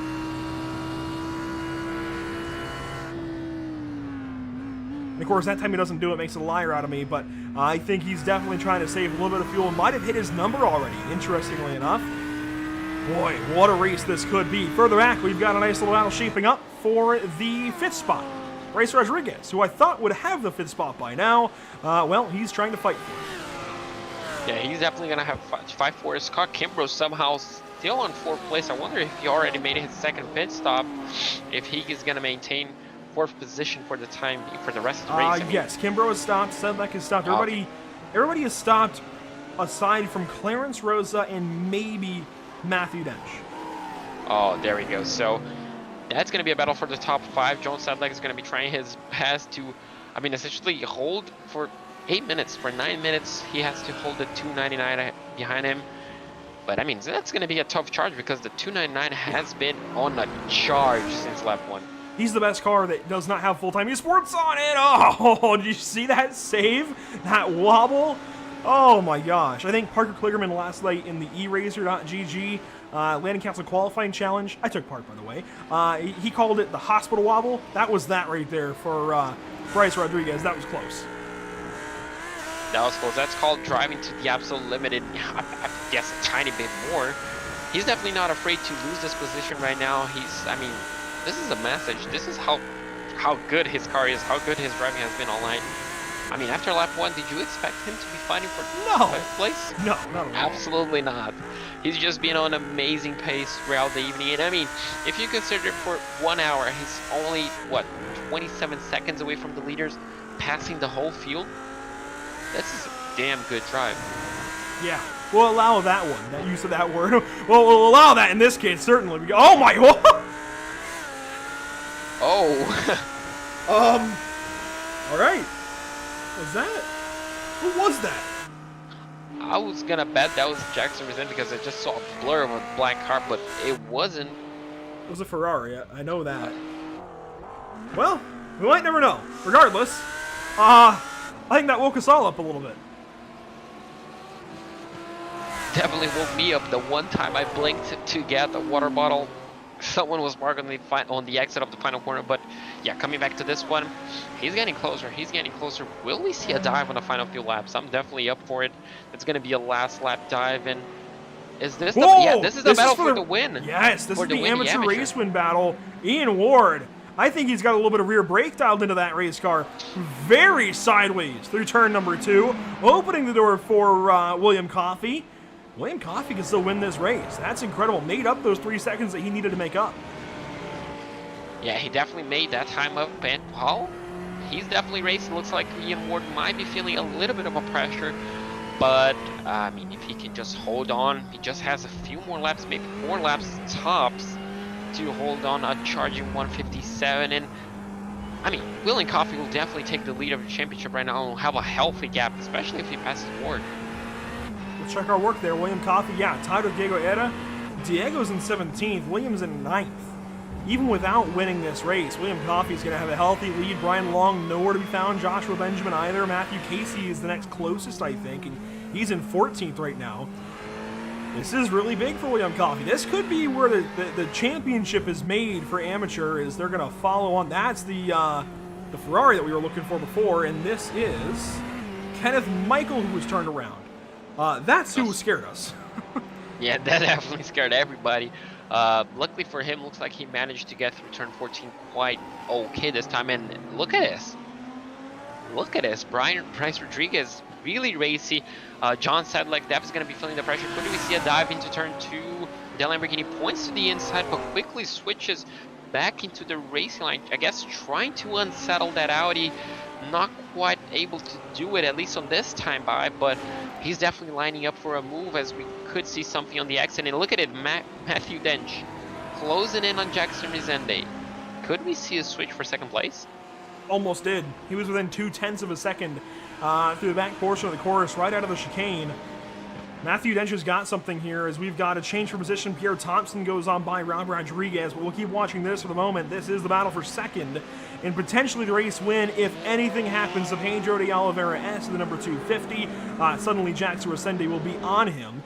Likewise, though, if Jackson makes a mistake, you'll have Matthew Dench in the rearview mirror, and I think Matthew Dench at this point must be committed, as Bryce Rodriguez now is right on John Sedlak. We have 3 great battles within this top 10. Rodriguez has a shot. This is now to turn 12, up the inside.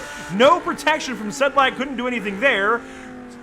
The good line, the inside line for Rodriguez, he's got him cleared easily, and that's 5th place for Bryce Rodriguez. I think he knew he wasn't going to get up to 4th, not going to catch Kimber unless something happens, right? Let's set that one up carefully. He did exactly that, and with 4 minutes left, gets that spot. Gets that spot now. He only has to drive away and keep clear of those instant points. As we now look back into the amateur battle, William Coffey kind of just dropped away from Ward just a tiny little bit, 1.2 seconds. So Ward, with whatever mistake he did, he composed himself back up and created the gap back to Coffey, and well, just getting down those laps in 3 minutes and 50 to go. He's absorbing that pressure and driving away. So, I mean, if he can keep this up for the next 2-3 laps, he's going to have the win secured. But Coffey's definitely not giving up. As meanwhile, the battle for the lead kind of isn't gone. Pedro de Oliveira got nearly a second on the previous lap, but I mean, dropped again. So, looks like maybe different setups for those teammates. But Matthew Dench, look at him. If he's got something, that's a target. That's the win right there.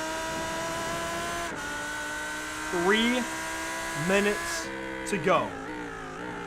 I think Matthew Dench saving a little bit there again at a turn 12, saving on the ends of straightaways, lifting a little early, trying to save just a little bit of fuel, make sure he's good to the end. These guys almost equidistant right now, half second between each of them, maybe a little bit less as well.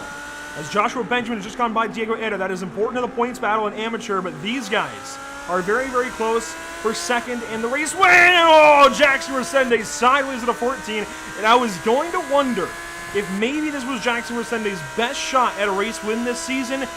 Has more fuel by the pit stop than his teammate, Pedro de Oliveira, and he was so close a half a lap ago. Now with that bobble out of the final corner, ruining his front stretch, he's a second back. I don't think it's going to happen now. No, it looks like the battle for the lead might be dead. He has to cover that inside line. Matthew Dench actually trying to get the over and under on turn 2. He's going to have the outside lane. Unfortunately, those GT cars don't have enough downforce to go side by side through turn 3. And unfortunately, Matthew Dench kind of just forced out a road. Jackson Resende opening up those elbows, making sure that Audi doesn't get past. And boy, oh boy, that was really close between those two. Matthew won't stand for another round of that. Remember, these two battled for a championship last season. Ultimately, Fabio Zamperlini came in and stole the show when these two both had issues at Suzuka and Donington in back-to-back weeks. But Matthew Dench did not stand for a lot of the games that Jackson played, a lot of the mind games, right? If you recall back to Suzuka especially, where Matthew Dench held his ground as Jackson Resende was defending as much as he possibly could to try and save that race for him. Well, it was Jackson Resende who had to take a pit lane penalty and make a pass through and lose that race. Dench won, and that evened them up into Donington.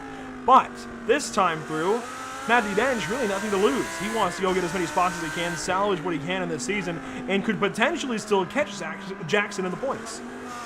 Yeah, exactly. So he has to absolutely try everything as we're coming to the white flag. So the final lap, this might be one of the final opportunities that Matthew has to essentially get the move done. This may be 2 to go. They're in the first half of the lap. iRacing may let this go an extra lap.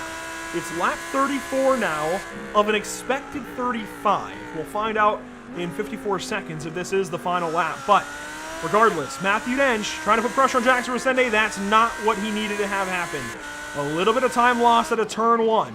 Out of turn 2, now Resende back to a half-second behind Pedro. Is this race still alive for Pedro, or for Jackson Resende? Pedro de Oliveira may be defensive. He may be, well, running out of fuel. This could be what he needs. Yeah, exactly. Just mentioned, if these three guys were expecting 34 laps and this goes for a 35 or 35 laps, well, this could play, I mean, quite interesting. Oh, Matthew tried to go for a dive bomb on that corner. It's not going to work down there. Unfortunately, he's going to lose a bit of contact. Jackson Resende turning up the heat on the final lap to battle for the lead against his teammate Pedro de Oliveira within 8 seconds. This might be the white flag unless it goes an extra lap for some odd reason. And final lap, white flag presented by Tucson Sound Dart. This is it in the top 3. Pedro de Oliveira S now with an advantage. Can Jackson Resende use the draft at a turn 11? Down to turn 12. Here we go. The move for Matthew Dench. Looks for second. No dice. Sits right back in behind the 225. Final opportunity, ladies and gents. I don't think it's going to happen for Jackson Resende. 13, maybe a slide for each of the Lamborghinis. Into 14, it's not going to happen. Pedro de Oliveira S is going to walk out of turn 14, a 3-time in a row race winner, 4 times on the season in the North American Racing League. Resende second, Dench third. That's your top 3 at the Hungaroring. What a race between these three. Matthew Dench somehow made that spin. It came back from a 10-second deficit. Somehow he made it work. What could have been for him? As it looks like we're going to have the 108 of Ian Ward winning the amateur class as Scott Kimbrough finishes in 4th place. Bryce Rodriguez in 5th. John Sadler in 6th place. Brian DeFries is going to finish in 7th. And this battle, I mean, it came down to the final few laps. Ian Ward managed to soak up all the pressure, and he's going to be finished up in 8th place. But most importantly, he's going to win his class ahead of Wheeling Coffee. It's a race win for Ian Ward. 8th place overall, really solid day for the 108. William Coffey comes in 2nd in class. The 2 Ferraris in the field that put PitStopTV on their cars. Yeah, they just finished 1-2 in their class. How about that, boys and girls? Kevin Sandiego will complete the top 10. All things considered, I think a really solid recovery drive there.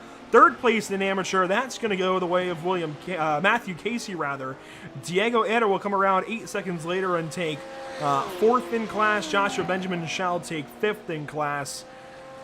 What a day of racing.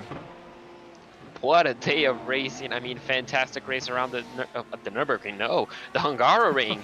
There we go. It felt like the Nürburgring. It was chaotic. Yeah, it was especially lap 1, but I mean, the comeback that some of these drivers did, especially facing those tough times, some spin, some incident with lapped cars, fantastic race. And I mean, the championship is shaping up one way or the other for the pro class, but I mean, the battle for the top 5, essentially for the top, 2nd place backwards on the pro class is definitely still on. A few more cars will come around, complete their races. I believe only 3 more to go. Dominic Angelico, no, he's done. Yeah, everybody's done, actually. The entire field has already completed their race. Wow. An hour went by that quickly here at the Hungaroring. It never felt like it was going to go by that quickly. Man, there was a lot that happened. Here's a look at Rob Rodriguez finishing 12th in this race. Wow, wow, wow, wow, wow. I don't really know how to sum that one up and take it to break. All that I do know is that it's Pedro de Oliveira again taking a race win and likely working to lock up his championship hopes with 2 races to go. It's going to take a monstrous climb for anybody else in this field.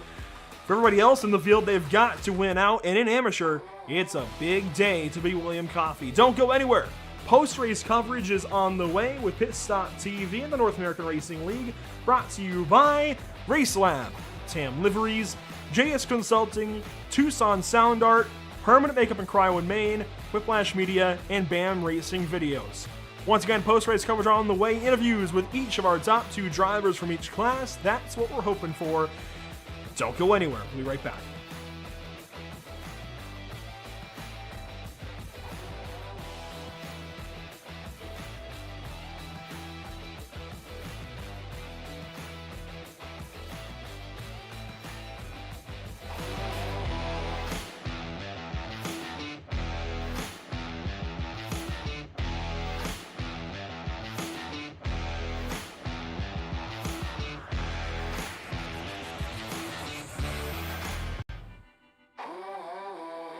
Have you found yourself trying to hide your joy because you're unhappy with your teeth? Your smile is the first feature noticed in an interview, on a date, or in family photos. We want you to be able to shine bright as your best self, and our teeth whitening system is the perfect step toward restoring your confidence. SoundArt introduces an entirely new way to listen to music in your home. By combining the best of two products, a revolutionary high-fidelity, low-profile Bluetooth wireless speaker with beautiful artwork. Select from a library of artwork or upload your own photos to personalize your experience. SoundArt ushers in an era of invisible, beautiful, and amazing sound throughout your home and redefines your entire entertainment system. The need to reclaim your floor space and rid your home of unsightly speaker boxes that need to be bolted to the wall is now a thing of the past. Our canvas is printed on high-quality permalite by Breathing Color. And select from our gallery or upload your own. Standard sizes include 16 by 20 and 18 by 24 canvas wrapped. Custom sizing is available, as well as surround sound options.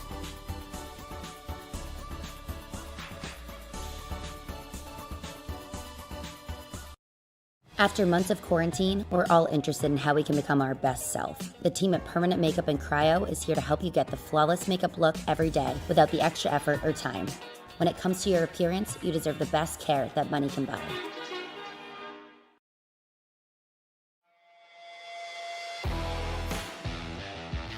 Just like that, welcome back to the virtual Hungaroring. I don't have too many words to try and explain what we just witnessed, especially in the closing stages. All I know is that you need to stick around for these couple of interviews that we've got on the way. We should have at least 3 of them. We'll see how many we got here in just a moment. Don't go, well, I shouldn't say don't go anywhere. We're right back. I'll hand things down to JP Costa with our race winner, Pedro de Oliveira S.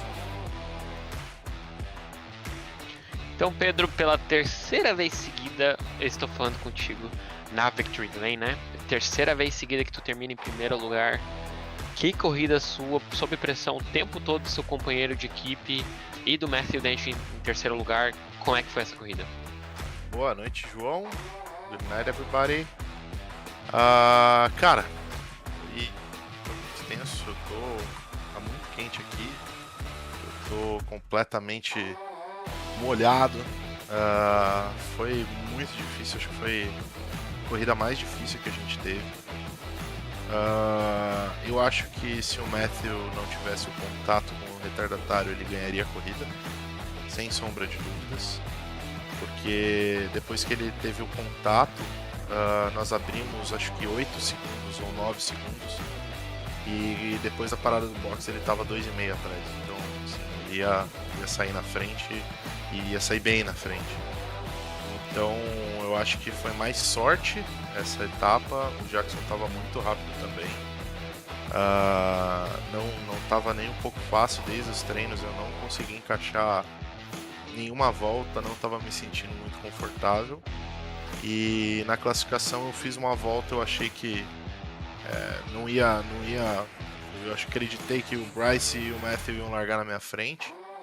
E no final das contas eu fui pole, o que foi muito legal. Foram milésimos na frente do meu companheiro Jackson.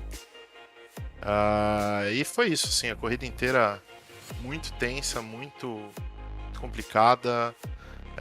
Não podia errar e a gente teve alguns probleminhas ali com alguns retardatários. Pegamos um retardatário em pontos difíceis na pista. Mas no final das contas deu tudo certo, é bom pro campeonato. Eu não sei porque o Mikkel não andou hoje e o Matthew chega atrás de mim. O Bryce também acabou tendo problema na largada. E pro campeonato é muito bom. Eu acho que não é a terceira seguida, porque acho que em Detroit eu não vim. Eu tive uma... Foi firme e forte na briga pelo campeonato. Mais uma semana que a gente treina mais de 15 horas no simulador, então valeu muito a pena. Tudo isso que está acontecendo tem sido muito positivo para mim. Agradecer a Full Time, agradecer a Logitech e a B8 Seguros, que são os nossos patrocinadores. Obviamente, como tu falou, como a gente mencionou diversas vezes aqui na transmissão, o campeonato aqui tá sendo excelente para você, né? De 8 corridas, você já ganhou 4 delas. Tá excelente, você já tem basicamente uma mão no troféu, né, de campeão. Mas com isso, como é que você treina? Como é que você se prepara para a próxima corrida? Você leva isso como uma corrida de cada vez? Ou você já pensa nesse campeonato como um todo? Eu vou aproveitar o espaço, abrir um pouquinho a situação. Eu sempre trabalho uma corrida de cada vez, né? Esse campeonato, acho que, não sei se todo mundo sabe, mas as coisas aqui no Brasil não estão tão legais, né? Economicamente falando. Recentemente, minha esposa acabou perdendo emprego, então cada corrida é muito importante, principalmente pela parte financeira, e é por isso que eu me dedico tanto. Eu treino de 15 a 22 horas por semana na pista com o carro, né? Então é uma corrida de cada vez. Eu tenho me dedicado muito por conta dessa situação, mas é muito gratificante ver todo o empenho trazendo frutos, trazendo resultados. Bom, eu sei exatamente como é que você se sente, eu também sou extremamente grato pela transmissão que eu recebo, mas Pedro, meus parabéns de novo pela corrida, assim, você, como eu falei, já tá com uma mão no troféu, eu desejo toda a sorte do mundo para você em Phillip Island semana que vem, e novamente, espero falar contigo na Victory Lane. Eu espero também, muito obrigado, good night everybody, hope you're all okay, thank you. Boa noite, Pedro. Boa noite. So Andrew, quite a few things to talk about.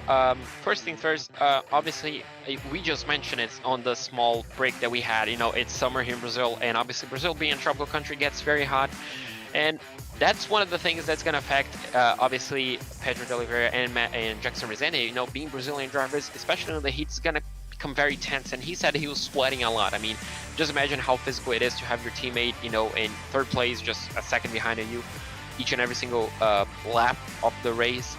This for him was the hardest race of the season, especially due to the proximity of the podium, you know, the top three just running close throughout the race. He definitely thought that Matthew had this race if it wasn't for that contact with the lap driver, because, you know, after the contact he came out 8 to 10 seconds behind those two, but after the pit stops he was only 2 seconds behind. So this race was Matthew's. Unfortunately, due to that mistake, it kind of got robbed from him.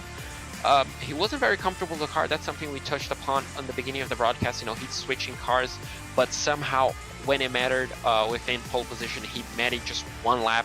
He got it on his bag. And obviously throughout the race we saw there was absolutely no mistakes allowed, you know, the proximity.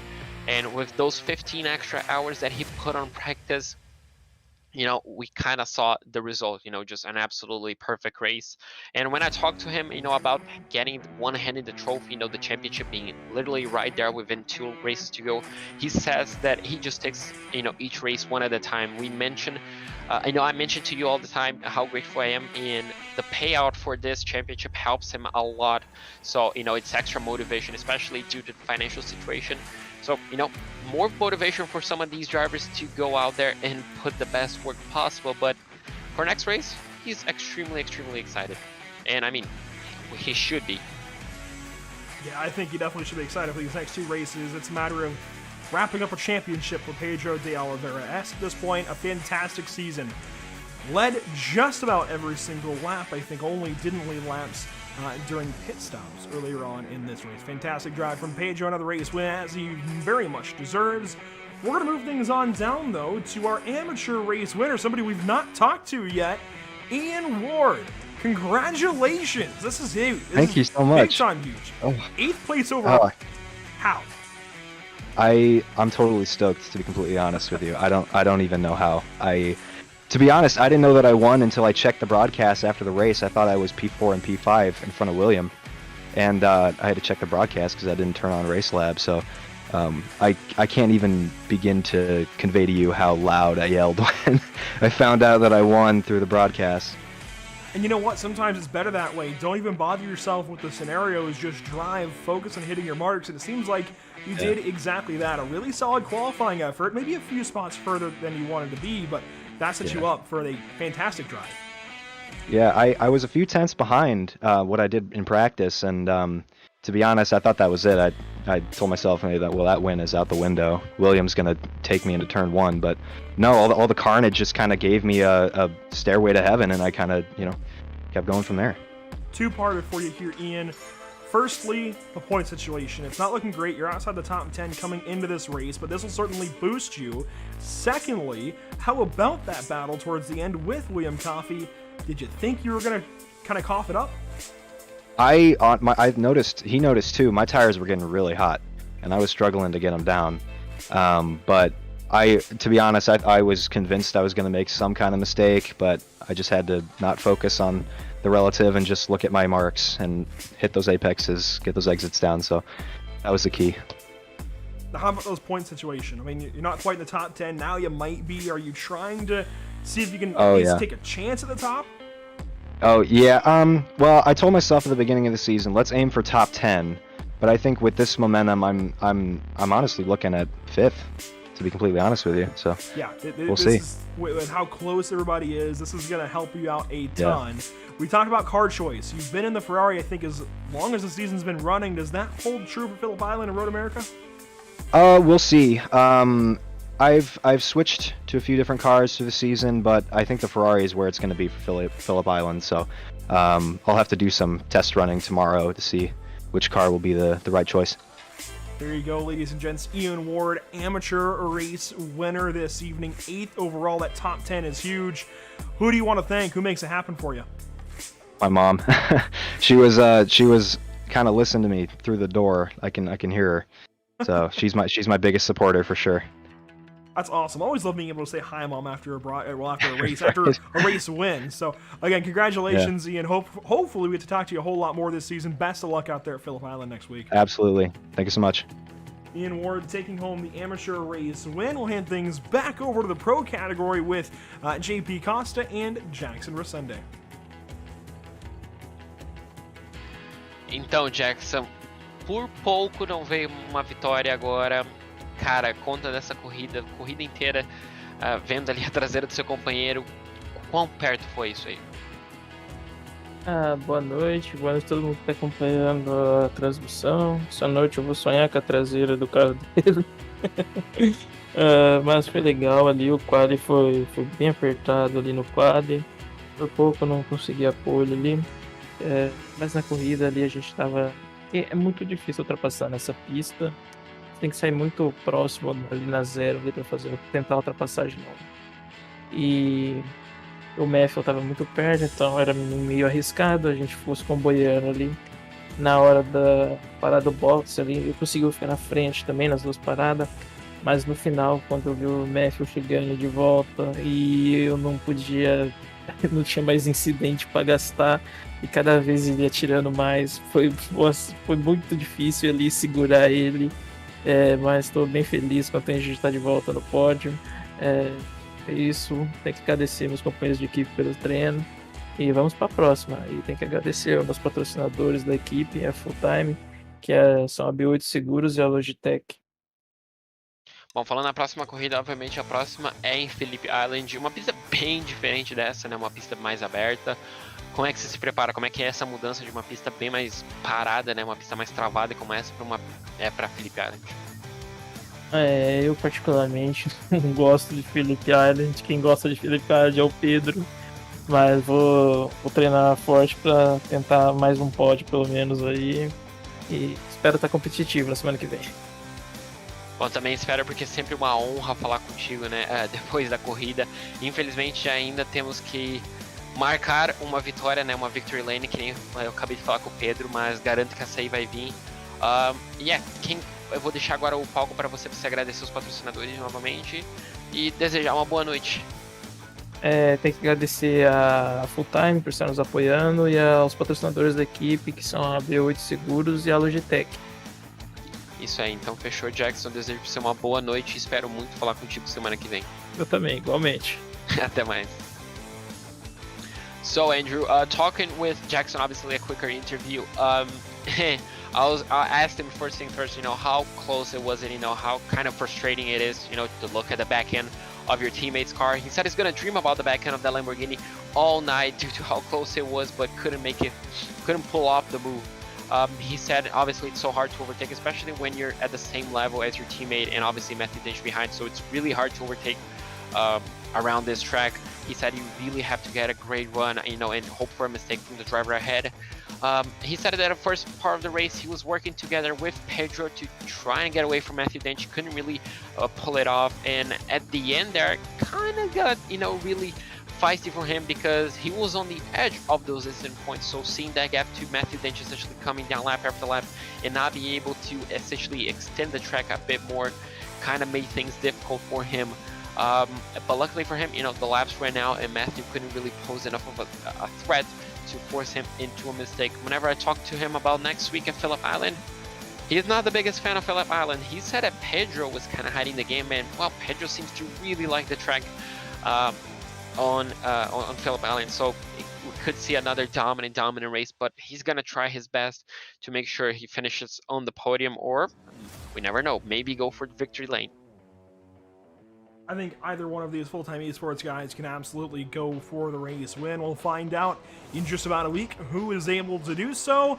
We're going to move things on down the line, though, to 9th place finisher when it's all said and done, but 2nd place in amateur William Coffey.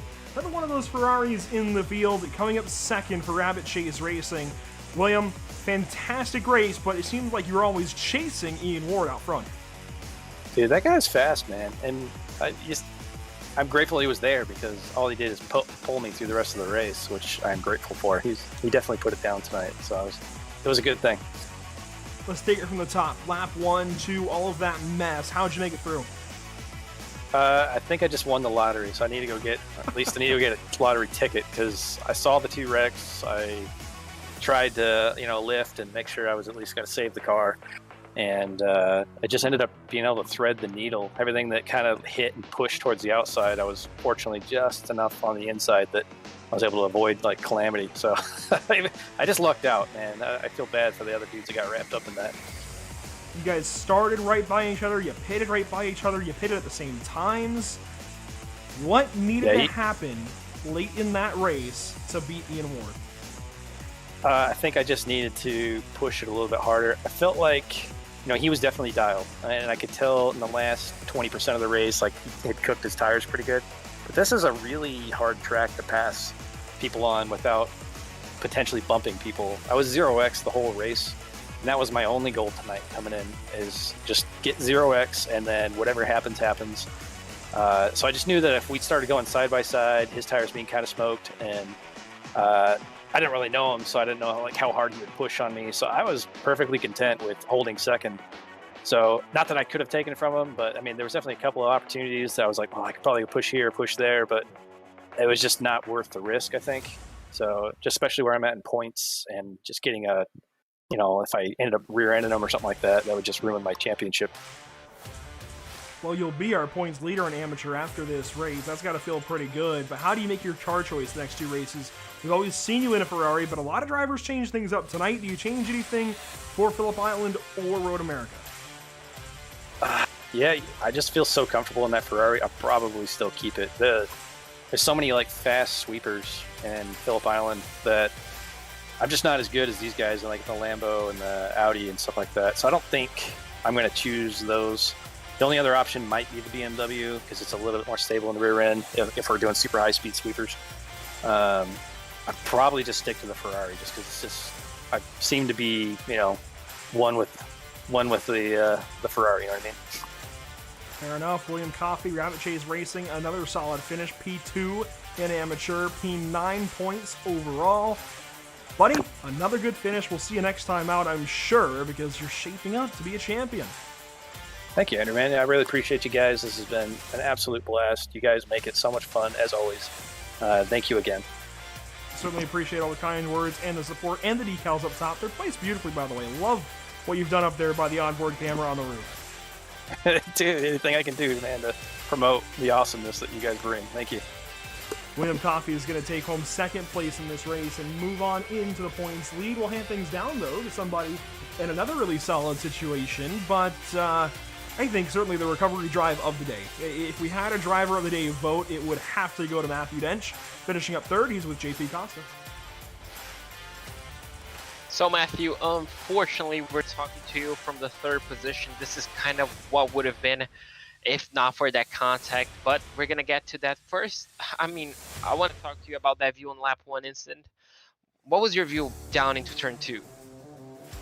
I didn't save the replay, so I didn't get another look at it. But I think I just sort of got squeezed a little bit under braking, and yeah, just sort of stuff happened. And did you carry any damage from that contact? Was just a bit of neck code maybe? I don't think I took much damage. The car felt fine afterwards. So. Well, I mean, your pace definitely showed that the car was fine. You were definitely one of the fastest cars, if not the fastest one.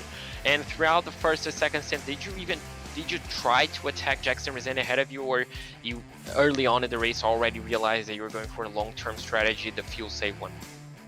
Yeah, so before we jumped on the grid, I knew I was going to be fuel saving throughout the first stint, coming up to the last pit stop as well. So yeah, just saved bucket loads of fuel.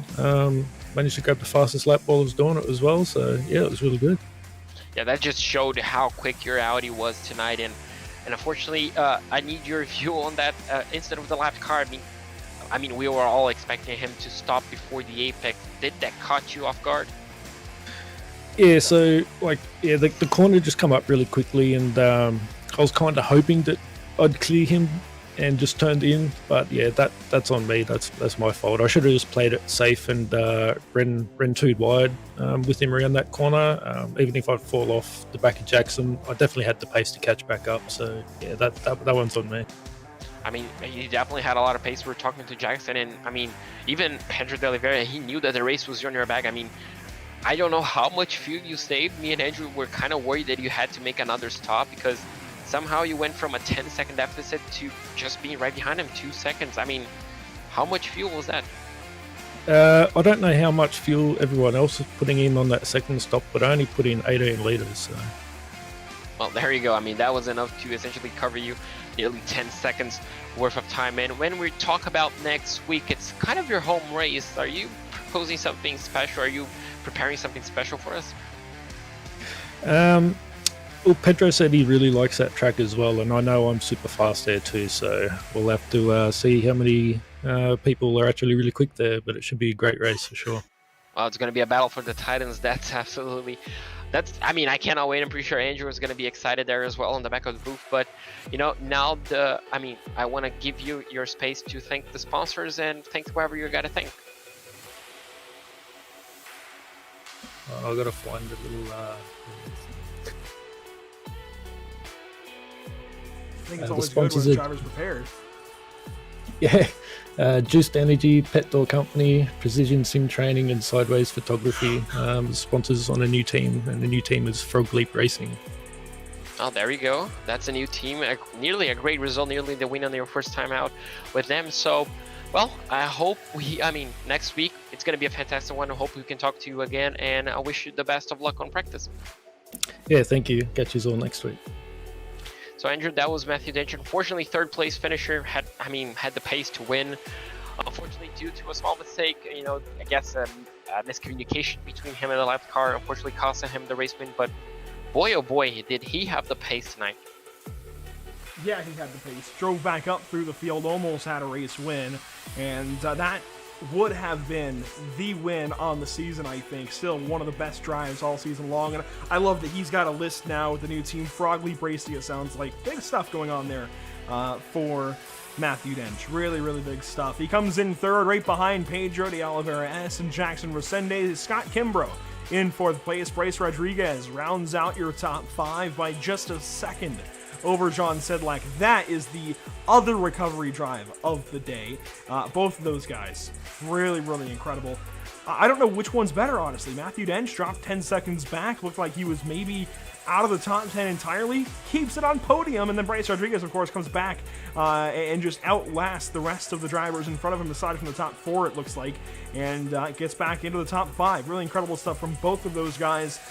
That is what pro drivers are made of. John Sedlak ends up 6th on the day, Brian DeVries 7th, Ian Ward 8th with the amateur win, just ahead of William Coffey, and Kevin San Diego squeaks out a top 10.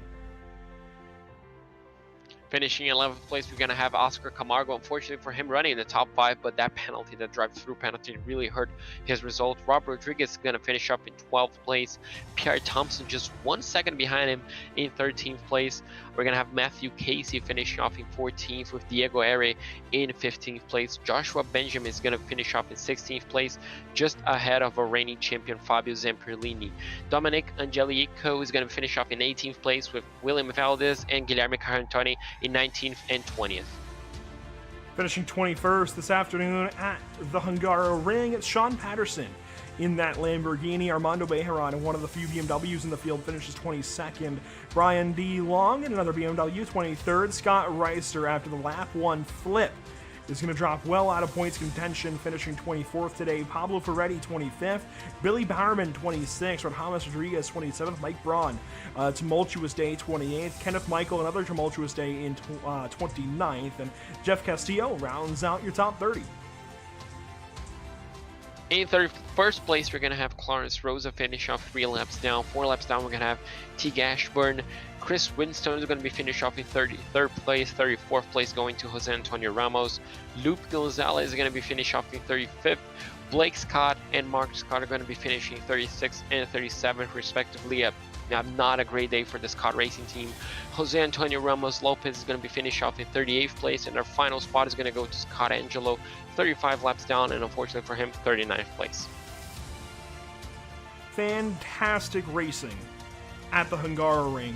I think the best track debut we could have asked for.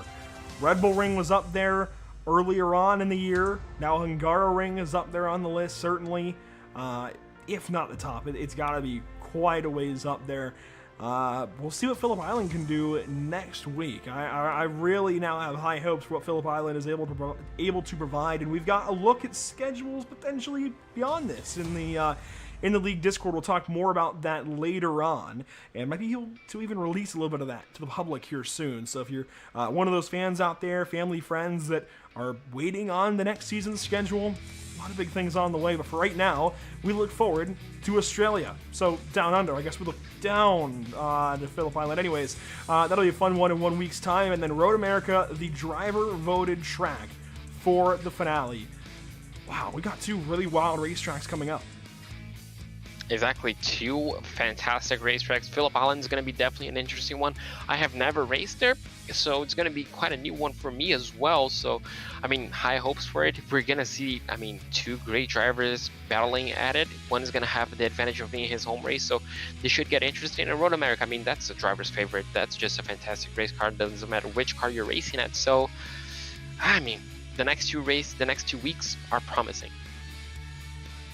Oh, they're more than promising. The next 2 weeks are certainly going to be a couple of the best weeks of GT3 racing we've ever been witness to. A lot of great things are coming up for the North American Racing League. We'll talk more about those as they're available to the public, but a lot of great things are coming up the rest of, the month here, I guess, of December. Not really the week anymore.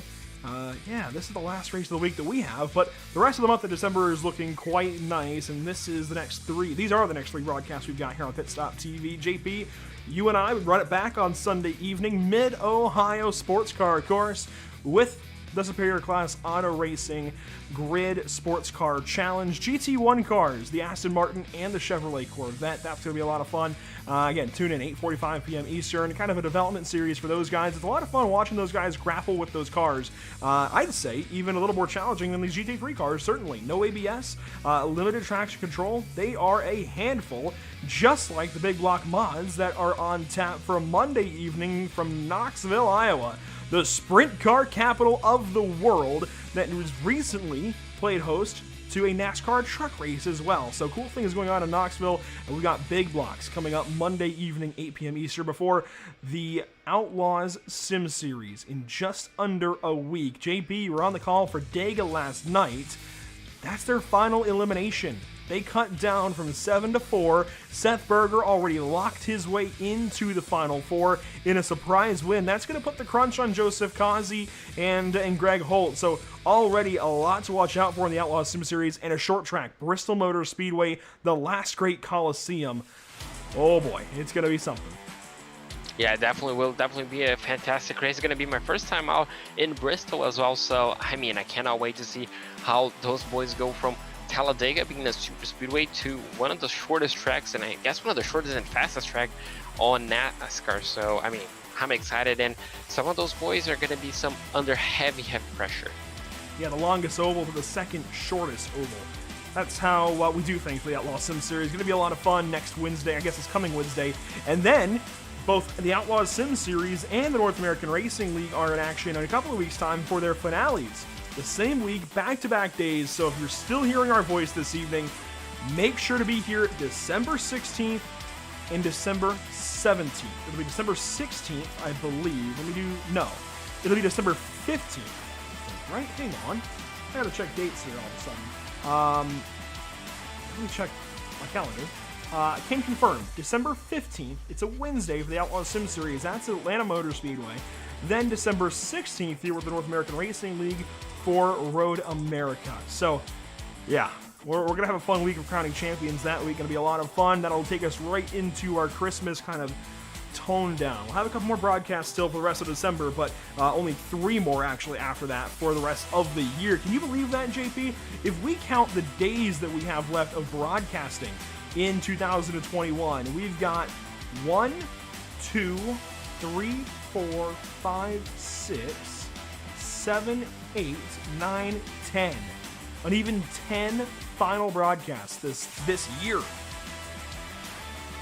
Just flew on by, and I mean, we're definitely gonna make the final 10 essentially count. And obviously, you have to follow us to watch those 10 broadcasts. You can follow us on Facebook, Twitter, Instagram, and YouTube, and obviously Twitch as well. And you gotta follow us to watch those 10 at facebook.com/PitStopTV, twitter.com/PitStopTV_, at instagram.com/pit_stop_TV, and obviously on YouTube and Twitch for live coverage at youtube.com/PitStopTV1. I mean, Andrew, the countdown is on. Only 10 to go. Yeah, that's kind of a staggering number to me. Only 10 broadcasts left this year. I don't know what to make of that. And I realized I think I've worked my last real show of the year as well. This past weekend at Paradise Raceway with Pit Road TV for the Rumble, the 6th Rumble. Where is the time gone? Wow, 2021 is wrapping up that quickly. Much like this broadcast, if you've enjoyed, by all means, give us a follow on social media. Stick along for the fun. 10 more broadcasts in 2021, unless we get to add one here or there. You're going to want to be around for each of them. A big thank you to our partners here for these broadcasts in the North American Racing League. Of course, on the league side, Race Lab, TAM Livery, JS Consulting. Go to racelab.app or TAM Liveries on social media, or JS Consulting at johnsedlak.com. And of course, our partners here at PitStopTV, Tucson Sound Art at tucsonsoundart.com. Your picture, your music, promo code PitStopTV earns you 10% off of your order today. And hey, Christmas season, it's upon us. It's Christmas the 2nd, if you will. So it is time to get yourself a Tucson Sound Art device. Permanent Makeup and Cryo in Maine. Go to permanentmakeupinmaine.com for more information there. A lot of referral specials going on at Permanent Makeup and Cryo in Maine. Of course, Whiplash Media and Whiplash SimCams making a lot of great things happen visually here for these PitStopTV broadcasts. Find them on Facebook at Whiplash Media, and BAM Racing Videos by a race fan for the racing community. Wow, that will do it from Hungary. Happy to have had you all here tuning in and joining us for tonight's action, and we hope you enjoyed tonight's broadcast. For all of PitStopTV, JP Costa beside me on the mic, Trey Shuttlesworth on our social media coverage this afternoon and evening. My name is Andrew Cardinale IV. Thank you so much for tuning in. Best of whatever the heck today is, December the 2nd. So good night, good evening, good morning potentially, wherever you are in the world. If you're Matthew Dench, I suppose, maybe even good afternoon. I'm not sure what time it is in Australia. Good whatever time of day it is. And happy holidays. We'll see you next time.